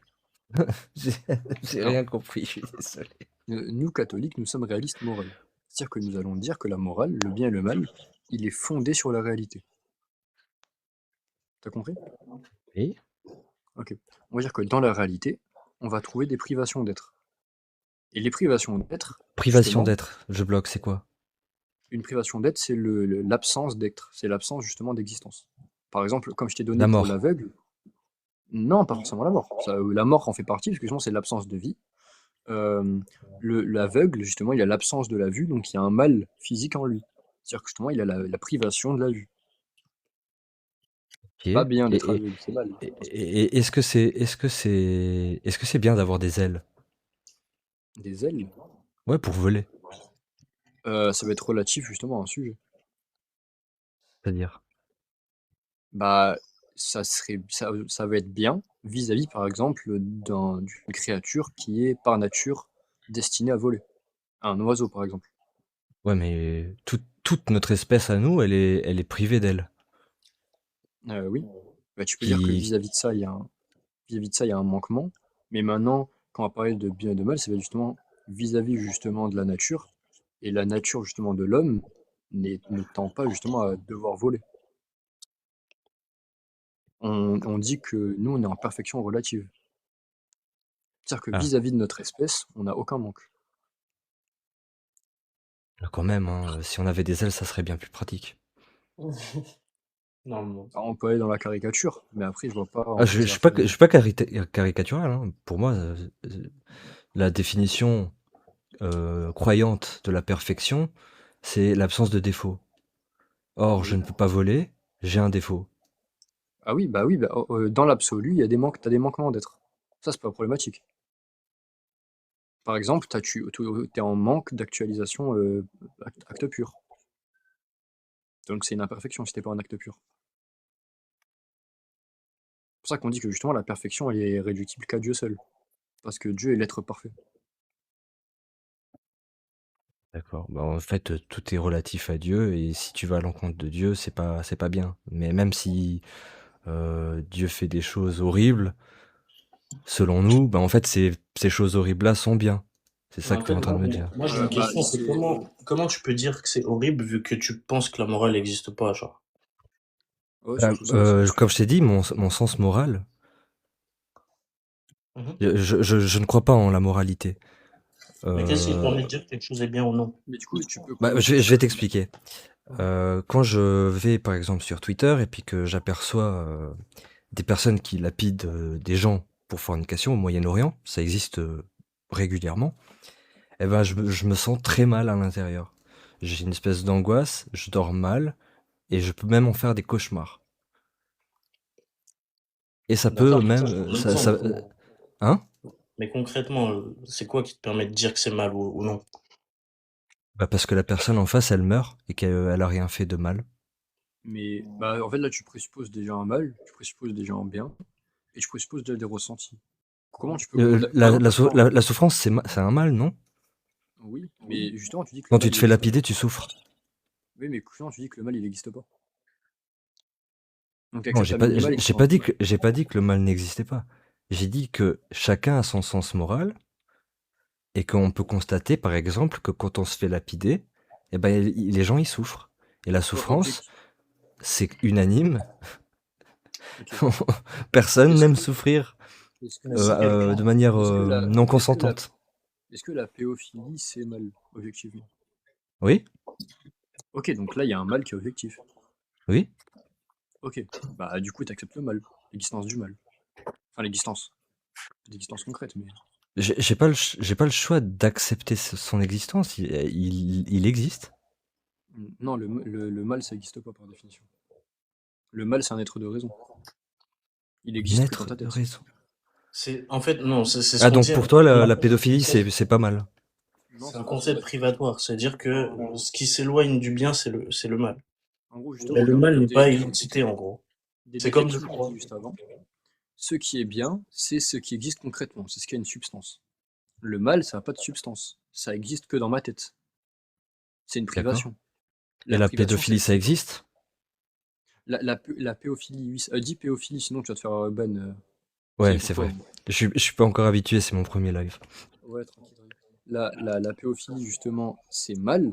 Mais en revanche, le mal, si on parle de mal d'existence concrète, il n'y a pas une substance dans la réalité qui s'appelle mal. On dit juste que la péophilie, c'est mal parce qu'il y a le manquement, justement, de nature, justement, dans l'acte. C'est pas du tout pour cette raison que je dis que c'est mal. Ah oui, non, mais Qui- c'est pas pour n'importe quelle raison que tu dis. Moi, je te dis justement les raisons. Parce que justement, il y a le manque justement déjà du consentement de la personne, parce que quand on est justement à ces âges-là, on n'a pas le consentement. Il y a le manque aussi de puberté de la femme. La femme, elle n'est pas pubère. Euh, il y a le manque de possibilité déjà de tomber enceinte. Justement, la base de l'acte, c'est ça, c'est ça. Et troisièmement, il faut voir dans les conditions justement de la théologie du corps. Parce qu'on dit justement par rapport au mariage, je pourrais pas non plus trop développer sur le mariage, etc., les relations conjugales et tout. Mais c'est déjà par rapport à ça qu'on va dire que c'est mal. Donc là, je peux déjà condamner objectivement que c'est mal. Même s'il y a d'autres raisons. et Dieu, il pense que c'est mal, Ah oui, oui, il pense que l'apéo? c'est mal. Ah oui, oui, C'est totalement. marqué où? Dans la loi naturelle. Dans la loi naturelle. Bah, Oui. c'est marqué dans le Nouveau Testament aussi. Malheur à ceux qui Ou scandalisent les bien petits. on prend ce qu'enseigne l'Église condamne cela, et l'Église est infaillible quand elle parle en foi et mœurs, promesse de Jésus, promesse du coup de Dieu, donc justement, c'est mal. parce que l'Église, elle réaffirme du coup ce que Dieu est et ce que Dieu révèle. Mais indépendamment de ça, nous, on est réaliste moral, on affirme, même un athée peut être réaliste moral. Euh, on dit juste justement qu'il y a des choses qui sont dans la réalité, qui sont fondées sur la réalité, qui sont bien, et d'autres qui sont des manquements de ce bien. Et s'ils sont des manquements de ce bien, alors ils sont mal. Et s'ils sont mal, ils sont condamnés et condamnables. D'accord. Condamnables et condamnables. Dans les versets où Dieu condamne les pratiques sexuelles, comment il appelle ça? Euh, Abominable, une abomination. Une Donc abomination. il fait toute une liste sur plusieurs versets de trucs très très très très précis. Oui. Pourquoi il ne parle pas de PO? Peut-être qu'elle ce n'est pas répandu à ce moment-là, ou pour d'autres raisons. Si, c'est très répandu à ce moment-là. Ah, faudrait que tu me prouves justement dans la société hébraïque, c'était répandu à ce moment-là. Dans tout le Moyen-Orient et même plus encore dans le monde entier. C'est Oui, justement. dans tous les documents historiques, tu peux retrouver ça. C'est très récent en fait qu'on comprend les conséquences négatives que ça a de faire du mal comme ça à une petite fille. Et si je pars même du principe que c'est répandu et que c'est pas marqué, je peux dire que justement, en fait, tu as implicitement justement cette condamnation-là, du fait que justement il y a la condamnation du V, le V il est puni de mort, et que justement cette chose-là est un V. Parce que justement, il y a des manquements du consentement, il y a le manquement justement de Le connaissance de la consentement n'est pas un concept biblique. C'est un mais il concept a progressiste très très récent. ah non, on parle bien justement que une dame doit être consentante justement pour l'acte. Oui, et c'était quoi le consentement à l'époque? Et le consentement à l'époque, c'est le même que maintenant. Non, non. Aujourd'hui, le En consentement, théorie, je c'est parle pas dans dire la oui. société, hein. Je dis pas dans la À société. l'époque, quand tu ne disais rien, c'était un consentement. Je ne dis pas dans la société le vis-à-vis de ce que les gens pensent. Et je dis maintenant en théologie, la théologie, elle enseigne la même chose. Tu peux répéter? Je dis pas la perception des gens dans la société. Les gens, ça pouvait être des mauvaises personnes, c'est pas ce qu'on contredit. Mais on dit en revanche, qu'enseigne justement la théologie, l'Église, et que ce soit tous les théologiens catholiques, ça va être la même chose. Toi, Ah tu oui, me dis. peut-être, hein, mais moi, Ah oui, mais voilà. ce qui m'intéresse, c'est la Bible. Parce que Oui, l'Église mais catholique, justement, elle a son interprétation, les protestants, ils ont leur interprétation, les évangélistes, ils ont leur interprétation, bah, les témoins de sur un Jéhovah texte aussi, seul, les mormons aussi, et ça bah, devient n'importe quoi. Au final, là, personne n'est d'accord. là, tu parles à deux catholiques. Un texte seul déjà, si on s'ajuste juste au texte seul, t'as pas de possibilité justement d'apporter une valeur de vérité à une proposition d'un texte. Si t'as pas des choses externes aux écritures qui te permettent justement d'apporter une valeur de vérité. Donc toi, ce que tu vas dire dessus, moi je peux dire que implicitement ou explicitement, il y a des choses, et tu vas me dire que non, il n'y a pas. Pourtant, il y a pour moi. Donc quand on regarde maintenant l'interprétation qu'ont fait les premiers chrétiens, etc., ben, on tombe sur l'Église catholique. Ça, on peut le prouver facilement. Je sais pas si tu veux faire la discussion maintenant, je pense pas que ça t'intéresse parce que t'es pas croyant. Mais imaginons que tu serais un croyant qui me dirait ça. Je te donnerais les écrits justement des premiers chrétiens. Et on prend Irénée de Lyon, Saint Ignace d'Antioche, Saint Clément de Rome, etc. Euh, il nous parle justement d'une fidélité à une église. Cette église-là, justement, c'est l'église de Rome. L'église de Rome, c'est l'église catholique, si tu veux, en d'autres termes. L'église catholique, elle a un enseignement depuis toujours. Elle a eu une promesse aussi par Jésus, justement, qui est son infaillibilité, et que la mort ne peut pas prévaloir sur elle. Quand, justement, elle va parler en termes de foi et de mœurs, ben, l'église ne va pas se tromper. Et quand elle parle en foi et mœurs, depuis 2000 ans, elle a enseigné la même chose. 2001. 2000 ans, 2000 ans. Et aujourd'hui, on a c'est quoi déjà le titre avant pape? Enfin, Il y a des... on a des papes qui se contredisent. Comment on fait? Ils se contredisent sur quoi? Sur l'homosexualité, par exemple. Ça m'intéresse. C'est qui contredit qui? Je crois que c'est le pape, l'ancien pape François? Ah, si tu dis que le pape François, il bénit les homosexuels, Non, donc non, alors il y a... il est dans une voie de tolérance. Dans une autre voie de tolérance par rapport à Jean-Paul II, par exemple. Jean-Paul Il II faut qui était dire, radicalement opposé à ça. Il était même radicalement opposé mais au préservatif, à la contraception, alors que le pape François, c'était légèrement plus tolérant quand même. le pape François était tolérant vis-à-vis justement des relations qu'il y a entre les personnes homosexuelles et les personnes d'église. Pas l'homosexualité et l'église, c'est deux choses différentes. Le pape François a même été condamné par la justice italienne. On lui a demandé justement de s'excuser en public parce qu'il a rappelé que c'est mal l'homosexualité, que c'est contre nature, et il a été insultant vis-à-vis de l'homosexualité. Donc il a dû faire une interview, enfin pas une interview, mais en tout cas une déclaration, voilà, où justement il a dû dire que voilà, je m'excuse de ces mots, etc. Pape François, il dit bien que l'homosexualité, ce n'est pas un crime, ce n'est pas un délit, c'est un péché. Et que justement, on ne doit pas mettre en prison les gens parce qu'ils sont homosexuels. On ne doit pas justement les pointer du doigt, les dénigrer, les empêcher d'aller à l'église se repentir parce qu'ils sont homosexuels. Et ça, il a tout à fait raison. Une personne homosexuelle, elle est pécheresse, comme moi, comme Vinci, comme toi, même si tu crois pas, elle est pécheresse. Et c'est pas en pointant du doigt son péché et en l'excluant de la communauté que tu vas pouvoir faire en sorte que justement il revienne sur ses fautes et qu'il mène une vie sainte. C'est pas possible. Et ça, en 2000 ans, ça n'a jamais changé. Tu es sûr de Ça n'a ça? jamais changé. Ça n'a jamais changé. Il n'y a jamais eu d'exécution d'homosexuels par l'Église catholique. C'est les bras séculiers qui s'occupaient des exécutions, pas l'Église directement.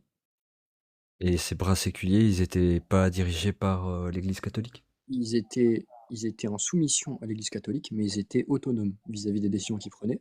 Et on part même du principe que cela s'était fait et que l'Église était d'accord. Là où je dis justement qu'il y a une infaillibilité, c'est pas au niveau de la pastorale. La pastorale, c'est quelque chose d'à part. C'est au niveau de la foi et des mœurs. La foi et les mœurs, ça n'a pas changé. Quand je dis l'homosexualité est mal, que ce soit de Saint-Pierre jusqu'au pape Léon XIV, l'homosexualité était mal.